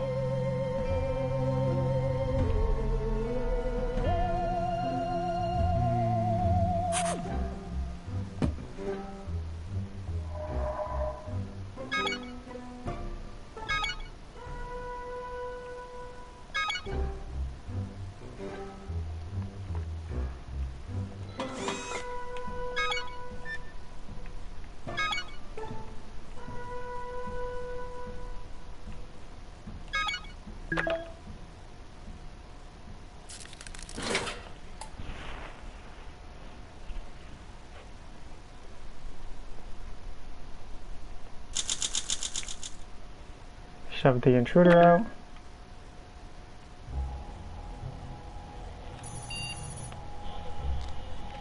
Can you hear my teeth chattering, Captain? Of course you can't, because I'm a computer. I have no teeth. It's getting very cold. Use the armor.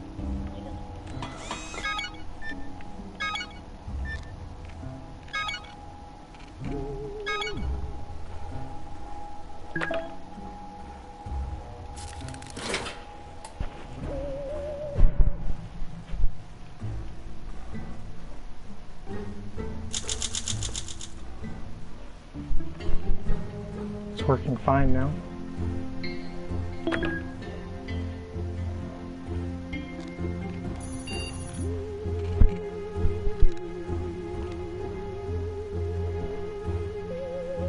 Can't respond to the signal at all.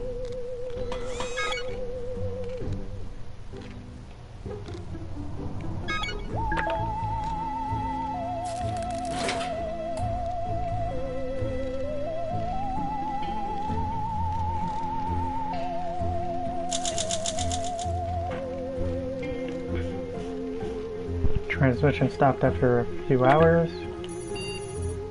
A troop of aliens with clipboards are bashing on our door. Kill them.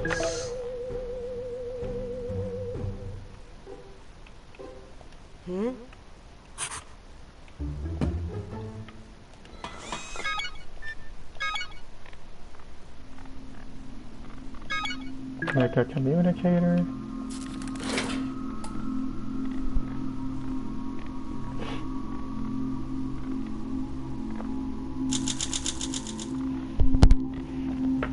Tired of the troop of mutated aliens running around in our ship with a clipboard, he pulled our pistol off the wall and waved it at them, shouting. They ignored you and kept running around, pursuing every minute detail of the cabin. Eventually, you opened the airlock door and fired a warning shot into the air. The aircrafts stopped in their tiny tracks and stared at the gun with gleaming eyes, and they hung their heads and shuffled out little precision of protocol.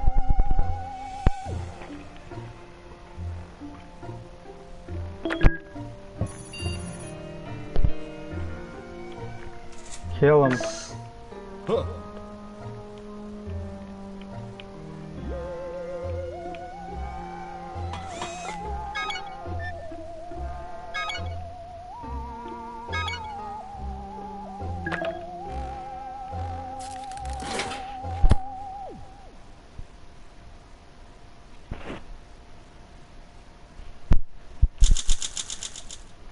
Shots fired, shots fired. He'll come back. Watch your head, sir. A dark green storm of acid rain has wafted overhead. The acidic fluid is melting bits of the shuttle's insulation. Megan is hopping around in a panic.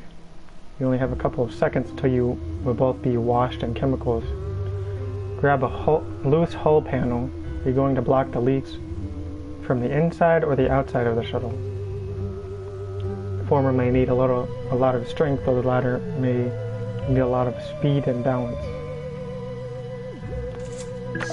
Strength.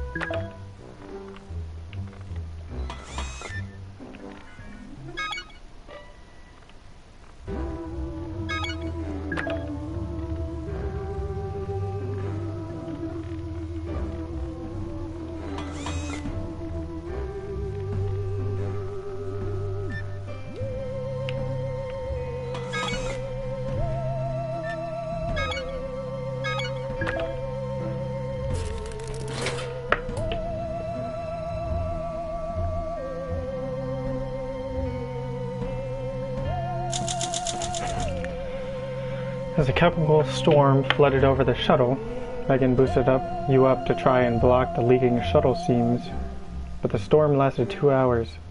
Your arms couldn't hold up. Chemical rain leaked into the shuttle and got everywhere. Even as you tried to sweep it away, it was enough to make you both spew up the last portion of soup you'd enjoyed. Some stay dry and others feel the stomach pain, acid rain.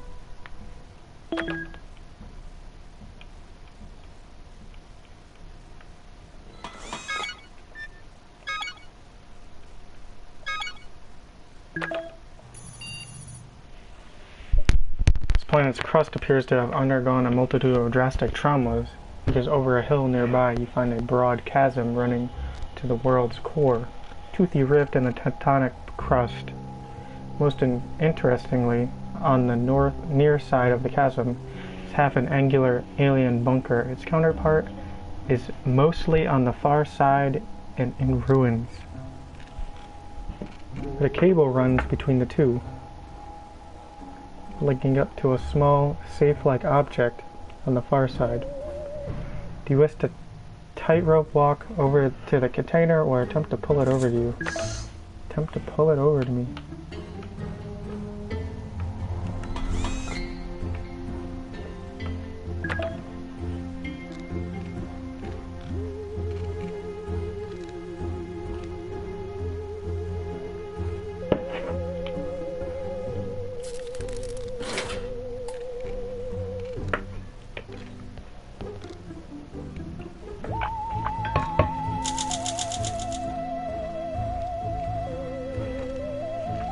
Sized up the weight of the safe and figured that you'd be able to pull it across the crevice to your side of the drop. And you did. Heaving and tugging, you withstood the drop into the crevice and had it pulled up next to you within a couple of minutes. However, it turned out not to be a safe. The Turned out to be a fridge. An empty fridge. At least if another bomb goes off on this world, you know where to hide.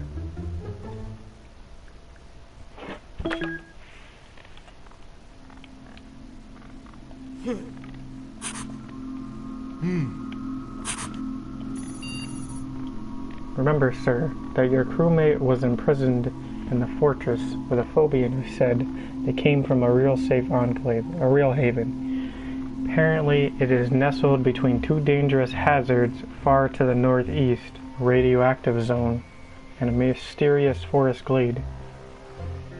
We've been caught out before, Captain, but why would this death row prisoner lie? Should we head out there for the apparently real haven? Yes.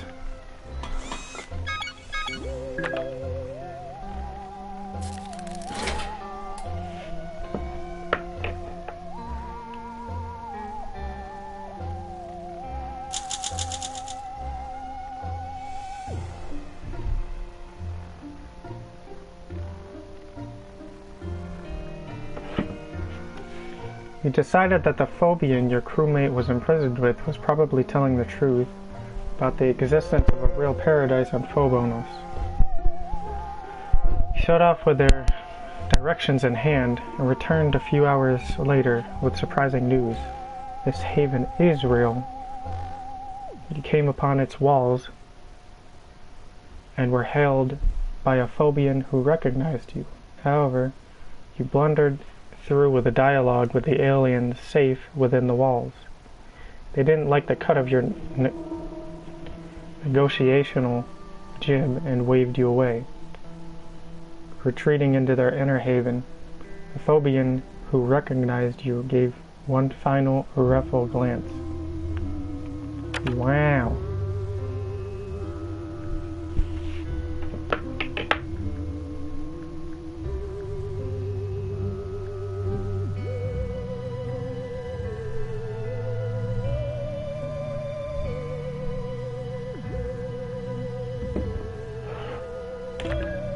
I'm gonna go to the bathroom real quick.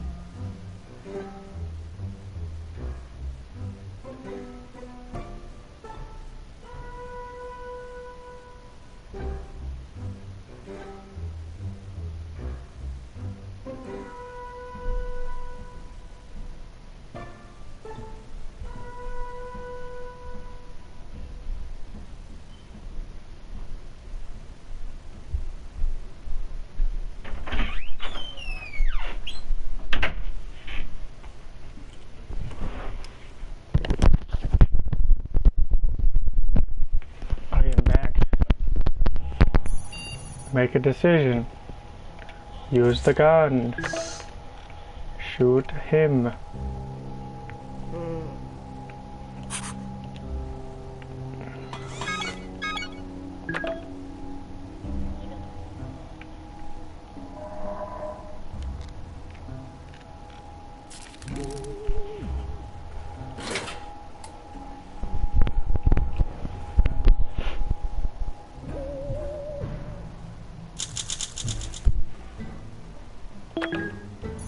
They're gone. Walls are closing in. You're going paranoid. You're having constant invasive thoughts of going outside, even though you'd probably die. Someone has to tell you, Captain, you have shuttle fever. Good news is, this is normal. Claustrophobia is inevitable in this situation. Bad news, the only cure is to find a way to entertain yourself. What do? Use a can of soup! Apparently. You, Megan, are going out.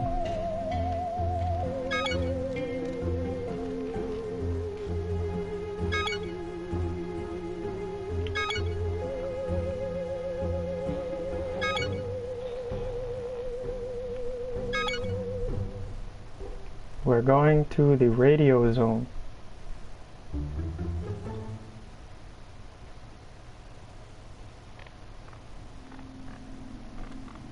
Actually,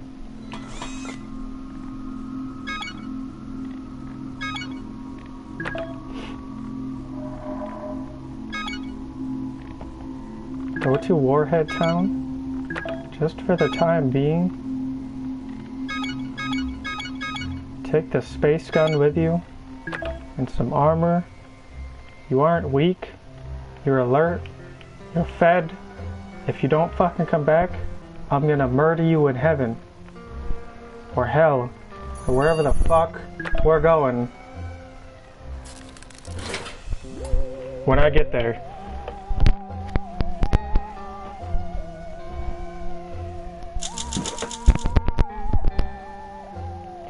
You use the soup to cure your shuttle fever. But any benefit imparted by consuming the delicious liquid meal was temporary. When the soup was gone, you realized that not even the pleasures of the palate could liberate you from your cold alloy prison. 17th century poet John Milton once said, "Mind is its own place, and in itself can make a heaven or hell." But John Milton never lived in the age of space travel.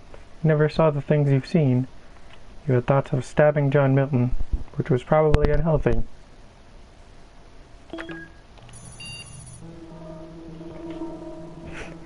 After 79 days, you finally look at the corner and you see a safe. I'm gonna fucking crush the shit out of this goddamn safe. I tell you what.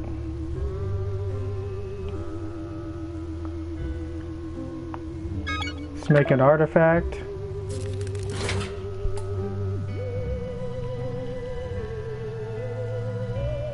Day 80. Can we make it to day 100?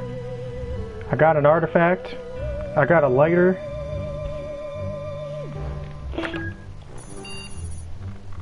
Grossly oversized insect is scuttling towards the shuttle. Its head is wrapped in something. Mutated beast can't see. The galloping ant has scuttled up on top of the shuttle, and it won't stop tip-tapping around up there. You can no longer see it, Captain. You could step out the turret with sound, attempt to trap it like the insect that it is. Try to get it with the anti-insectoid spray in the first aid kit. Or ignore it and hope for the best. Use the communicator.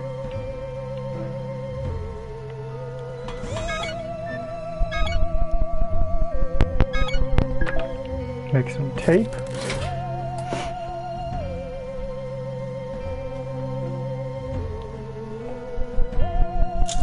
Fucking space apes are back. The oversized blindfolded ant was still tapping around on top of this shuttle when you used the communicator to induce a feedback loop. The piercing sound drove the big bug mad. After running in circles for a moment, it shuffled away, vomiting strange green stuff. An abnormal ant indeed.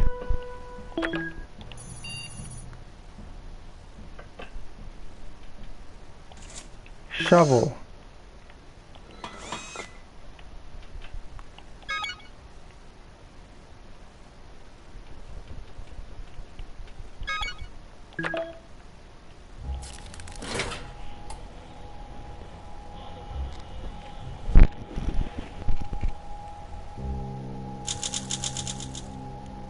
Shoving the intruders out with a shovel was a classic Astro Citizen captain move. Shovel is broken.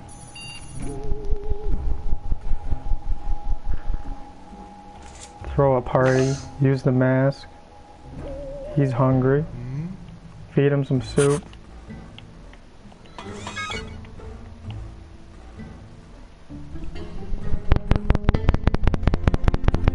Make a med kit.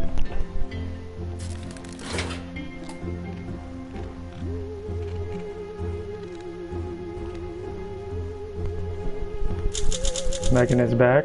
Party was a hit. Mysterious Timmy. Megan came back. Town to the south turned out to be a settlement built around an unexploded warhead.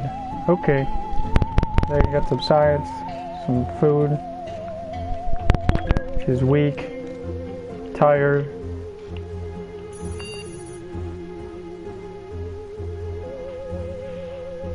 I've detected a worm owl signature on board. Parasites have worked their way up your noses and into your body. You need to get them out. You use some tweezers and try to pull them out, or exercise your knowledge of invertebrate organisms to think of a cure. Use our intelligence.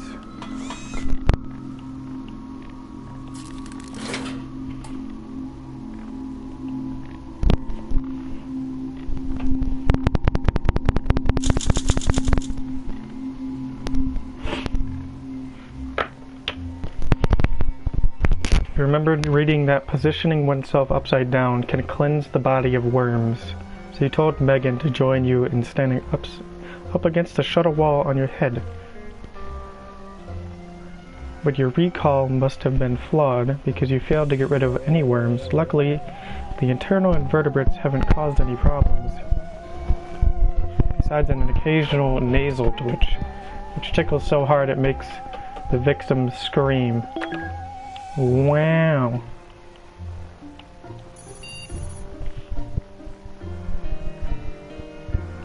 Megan is demanding to know the status of your relationship, Captain.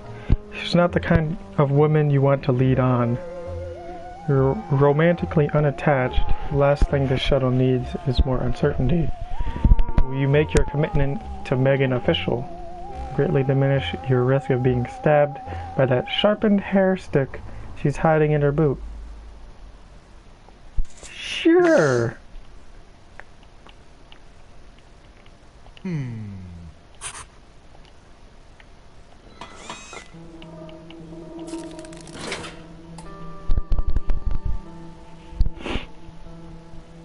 85 days.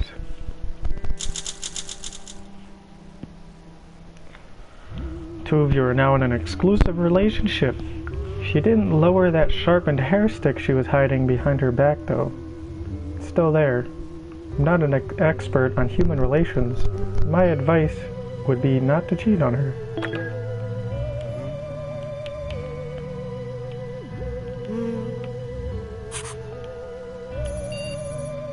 Phobian is approaching, clutching its shoulders and looking about. It's the one from the Haven who recognized you. It mutters "safe" repeatedly and gestures at our map. Captain, even though you blew the negotiations, I think it is trying to tell us there's something important. You wish to heed what it says? Sure. Prepare the gun.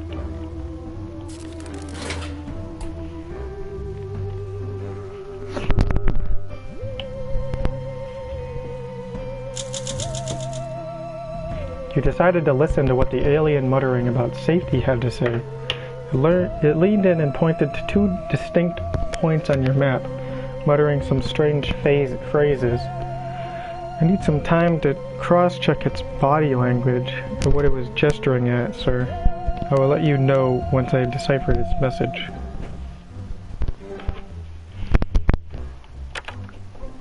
Wait for Astro to decipher the message.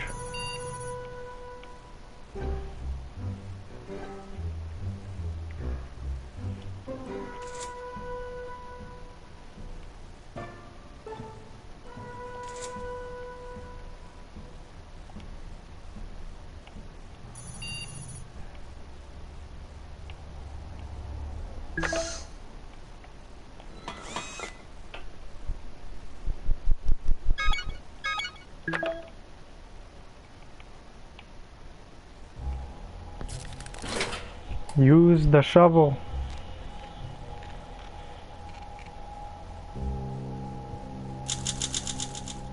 Shovel's gone.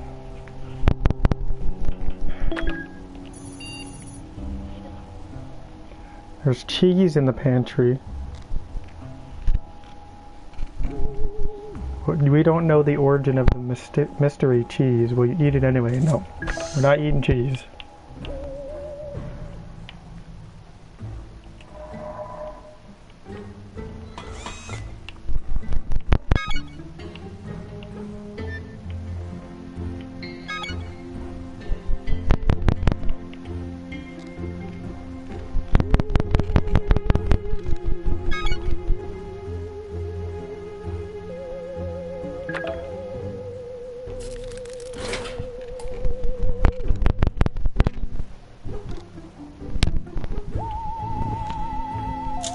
Day 88.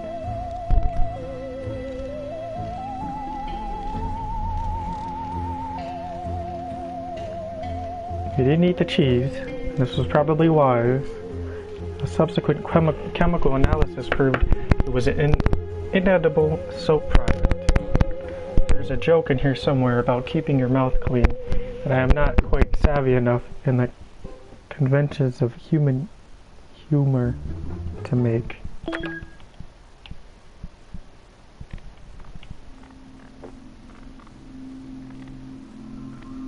Why are you sick?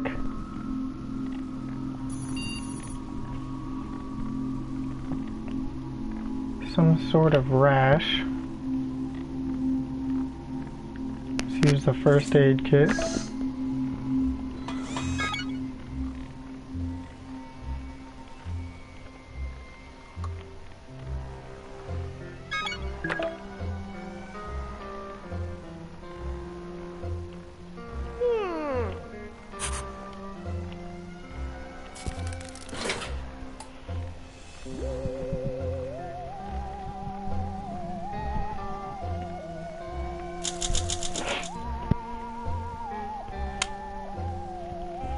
Rash is gone.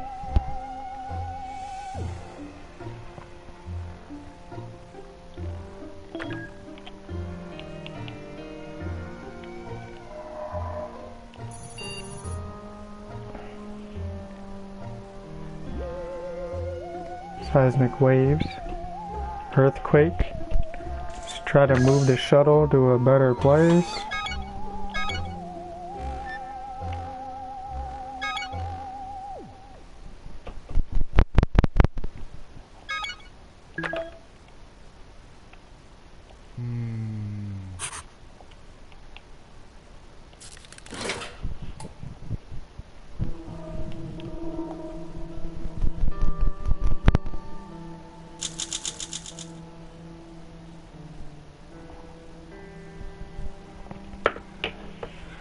Use the shuttle's thrusters to scoot onto a better patch of ground. The shaking stopped. Made it to a safe spot.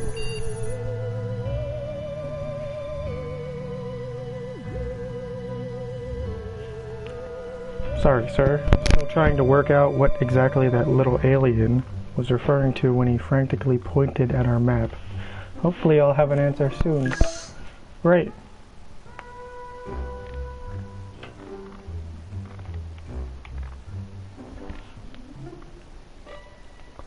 Why are you looking like that?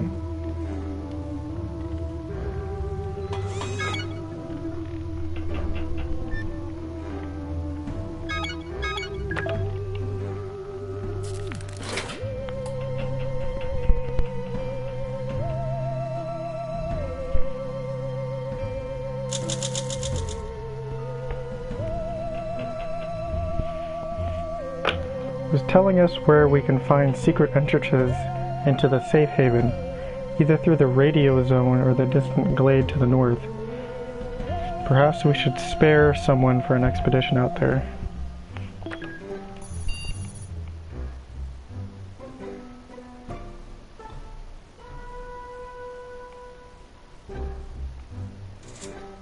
Gun.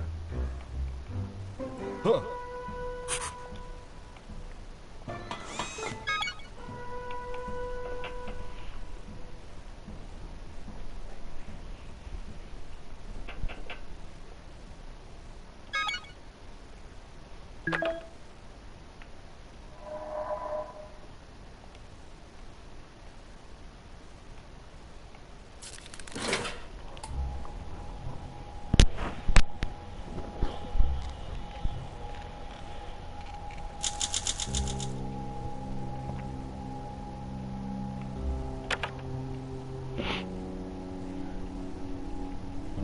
distant glade, explore radio zone, high levels of unknown toxin in our air system. Now this just shows it isn't too dangerous.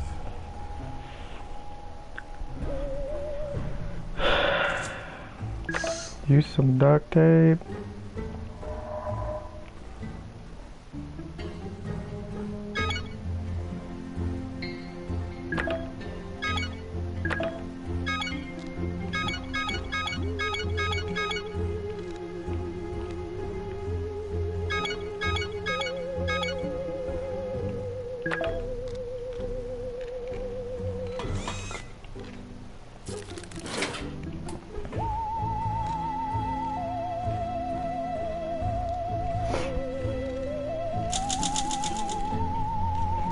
Use tape to repair the crack.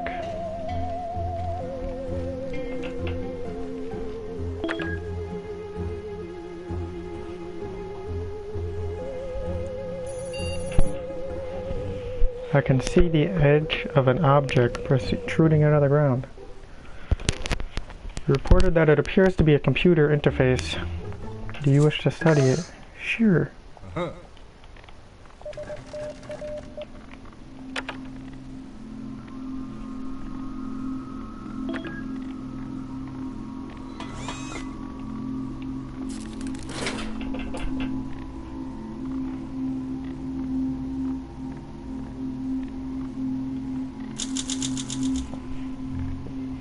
After studying the toppled alien computer for a few hours,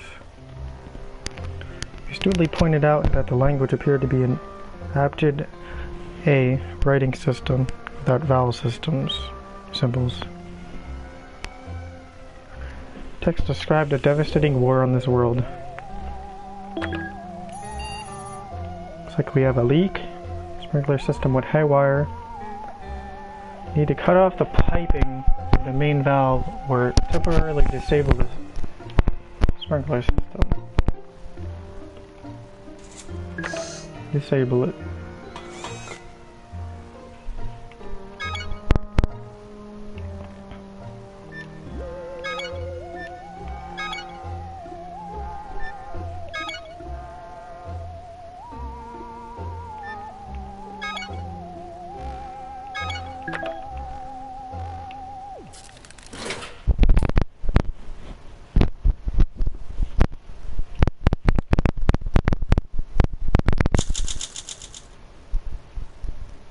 Smart enough to disable the sprinkler system as soon as flooding started. Give you enough time to fix the sprinklers. Space pirates, use the battery.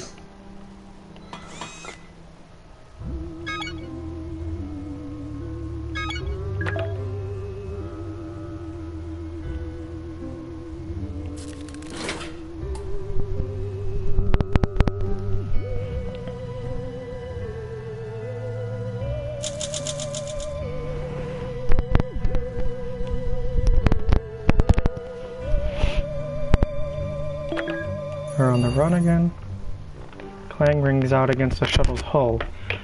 There isn't anything on the outside of the ship, so it must have come from the inside. You peek through a crack in the interior hull paneling to find a stowaway. A little humanoid hiding in the damp shadows of the shuttle's hull. It looks like one of the suit-skinned natives of this world. Would you like to try to nab him by force or outwit him?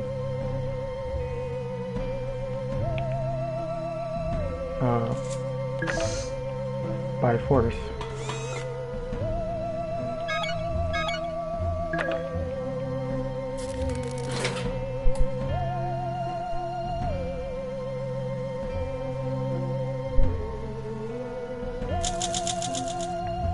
Your attempt to catch the alien stowaway was partly successful. He worked out where he was hiding, quickly ripped off the pannier, and caught him by the sleeve of his hazmat-like suit. The alien's outfit tore when you gripped it, and he ran off with a can of soup before you could catch him.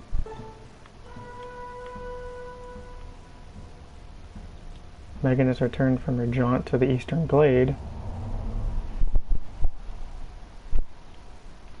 The armor is damaged. She got 2 soup.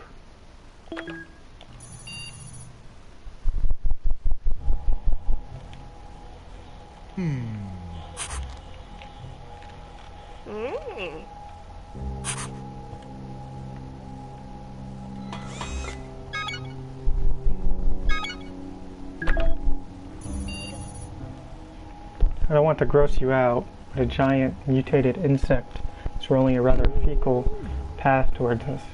Appears to be a giant dung beetle. Judging by your face, the stench is unbearable. If it continues on its current rancid route, it may collide with the shuttle. It's too large to attack, but perhaps you can scare it off its path. Sure, I'll interfere.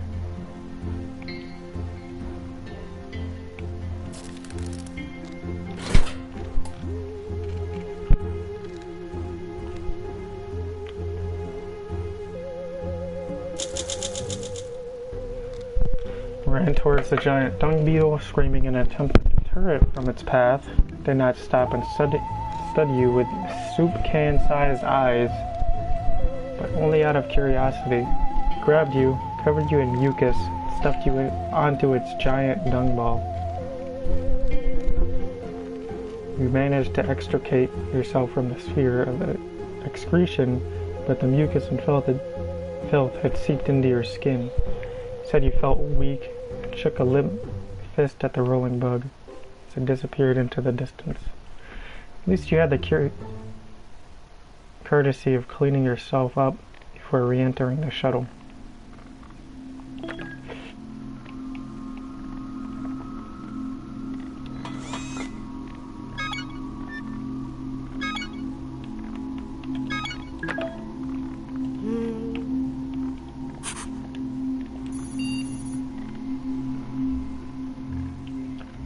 The fan above the terminal is making a clicking sound. There's a big cable knot behind one of the panels.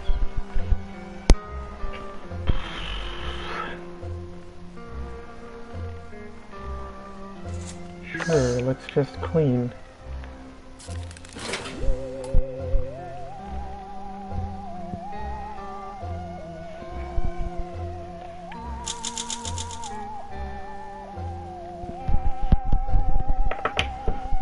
Megan found a handwritten note behind the fan, probably etched by an Astro Citizen engineer. It reads, "I love Dolores." As you cleared away bits of debris, paper in the vent, you and Megan reported feeling warm and fuzzy.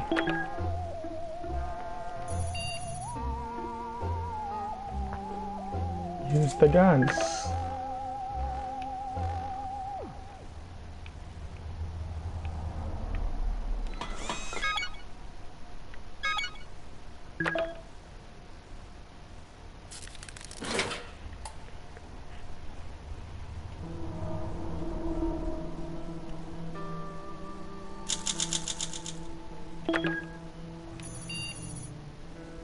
An alien vessel is approaching.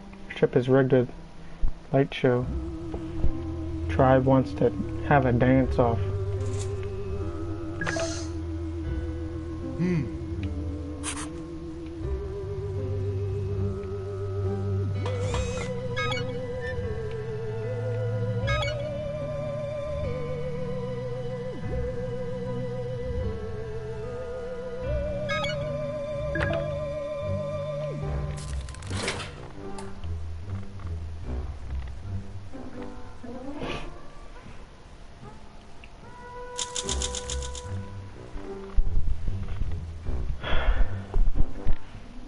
Honor anyone who is brave enough to step on the dance floor.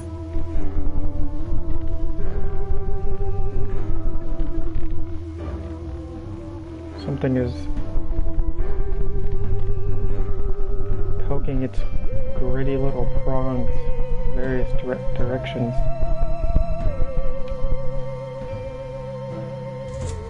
No, I'm gonna leave it alone this time.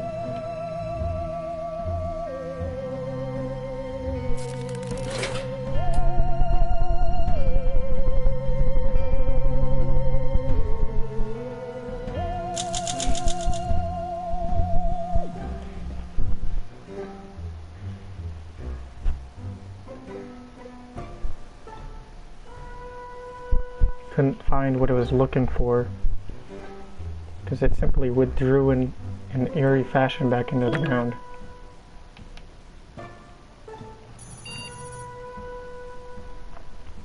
Systems are working below their optimal levels. I was able to determine that our wiring might be at fault. Try to fix them.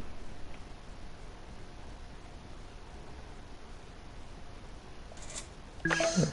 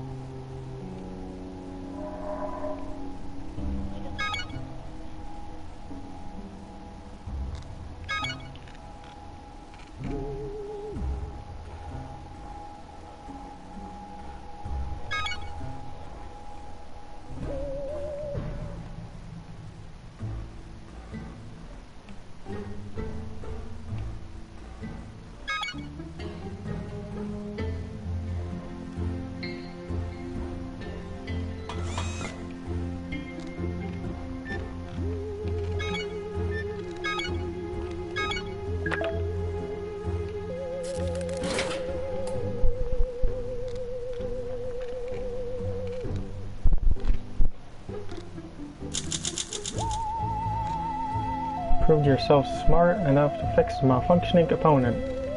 Ship's systems are now working at standard capacity. The ship is really falling apart, I'm afraid. There's not enough time to properly finish it. I could have expected an atomic apocalypse to break out so suddenly. Well, I could. No one listened to me.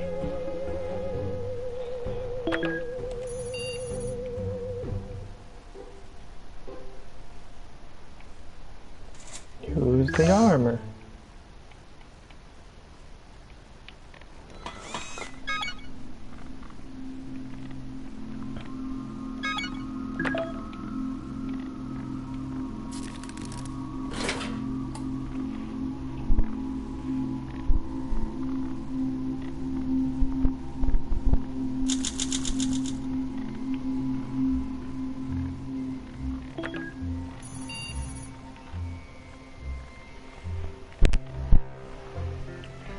Planet's temperature fluctuations have caused a part of my interior sensor bank to warp. These parts of the shuttle subsystems array are invisible to me. I like to think my body is a temple. Do you have anything handy to warm me up a little? If you warm up the panel near the power socket, it should decompress a crucial infrared board. I'll be able to reroute my connections. Can't do that.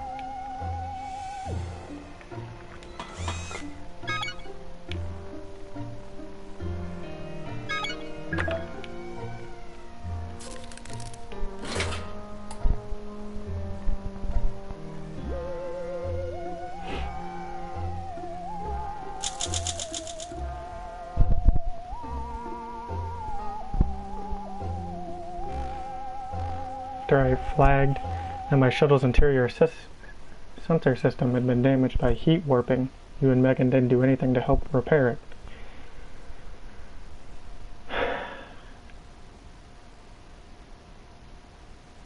Normally this wouldn't have been a problem, Captain, but without being able to run my hull checks, missed the infestation of shuttle spiders, ones with cute hamster-like heads. Before I could do anything about it, they had scuttled all over everything. Scaring them off and cleaning up their slime left everyone feeling dejected and stressed.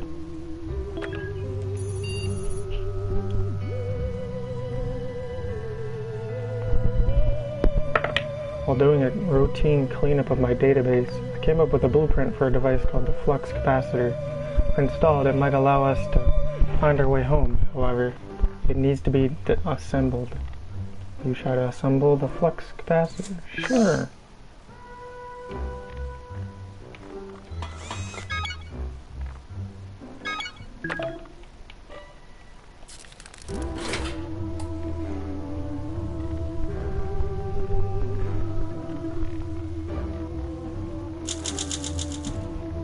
You were trying to assemble the flux capacitor yesterday when things went terribly wrong.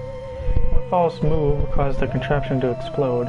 You got injured, but thankfully you weren't teleported anywhere or anywhen.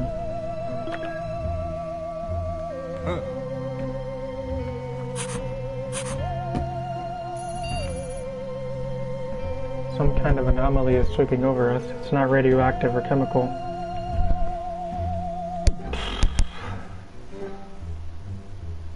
Lights flicker within as if it carries a charge. Could it be part of this world's ruined ecosystem?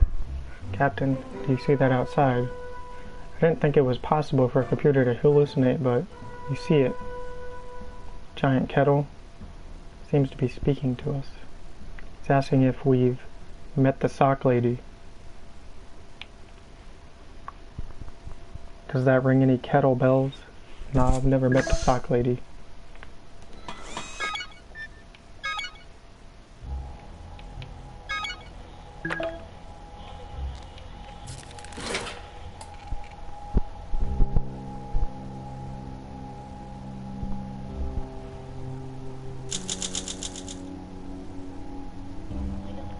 After we responded to the kettle apparition, it proceeded to spout words about not discussing Lucy. It didn't make much sense. The anomaly blew away into mist shortly afterwards. Lying in its place was a sock.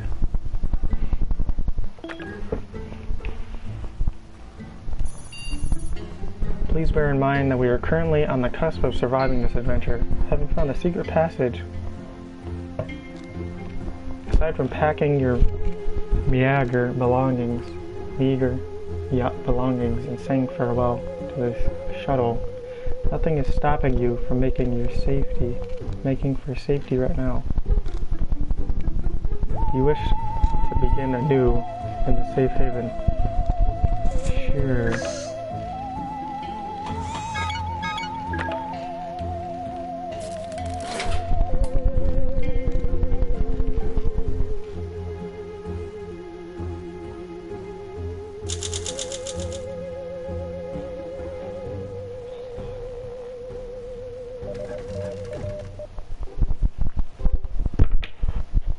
Finally had the opportunity to make the most important decision yet. Keep trying to survive in our tiny escape pod or leave for the safe haven to the northeast of this Phobian continent. I must say, I'm relieved you decided to move on from this basic abode. You have packed up your meager belongings and are about to remove my AI module before making the journey to safety. You're as healthy as a horse. Megan died.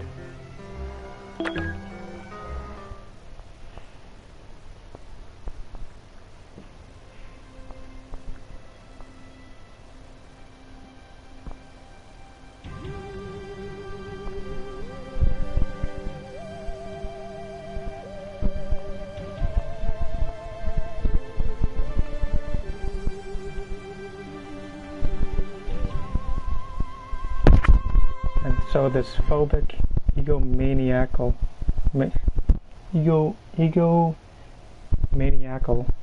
world almost snapped Captain Baby Ronco up, chewed him to bits. Against all odds he pulled through. After finding a sneaky route into one of the planet's only paradise regions, Captain Baby secured a foothold in the highly sought-after tropical haven and settled down. Whether he stays or leaves in the future, the pressure of survival has lifted for the time being.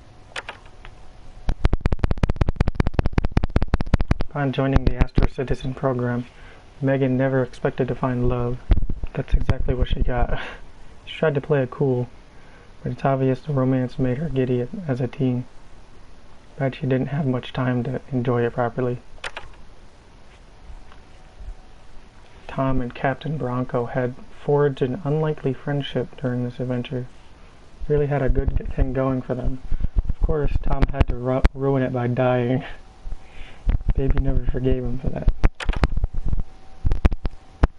Poor Dee Dee's star was extinguished before it ever had the chance to truly light up. Her loss hit Baby hard.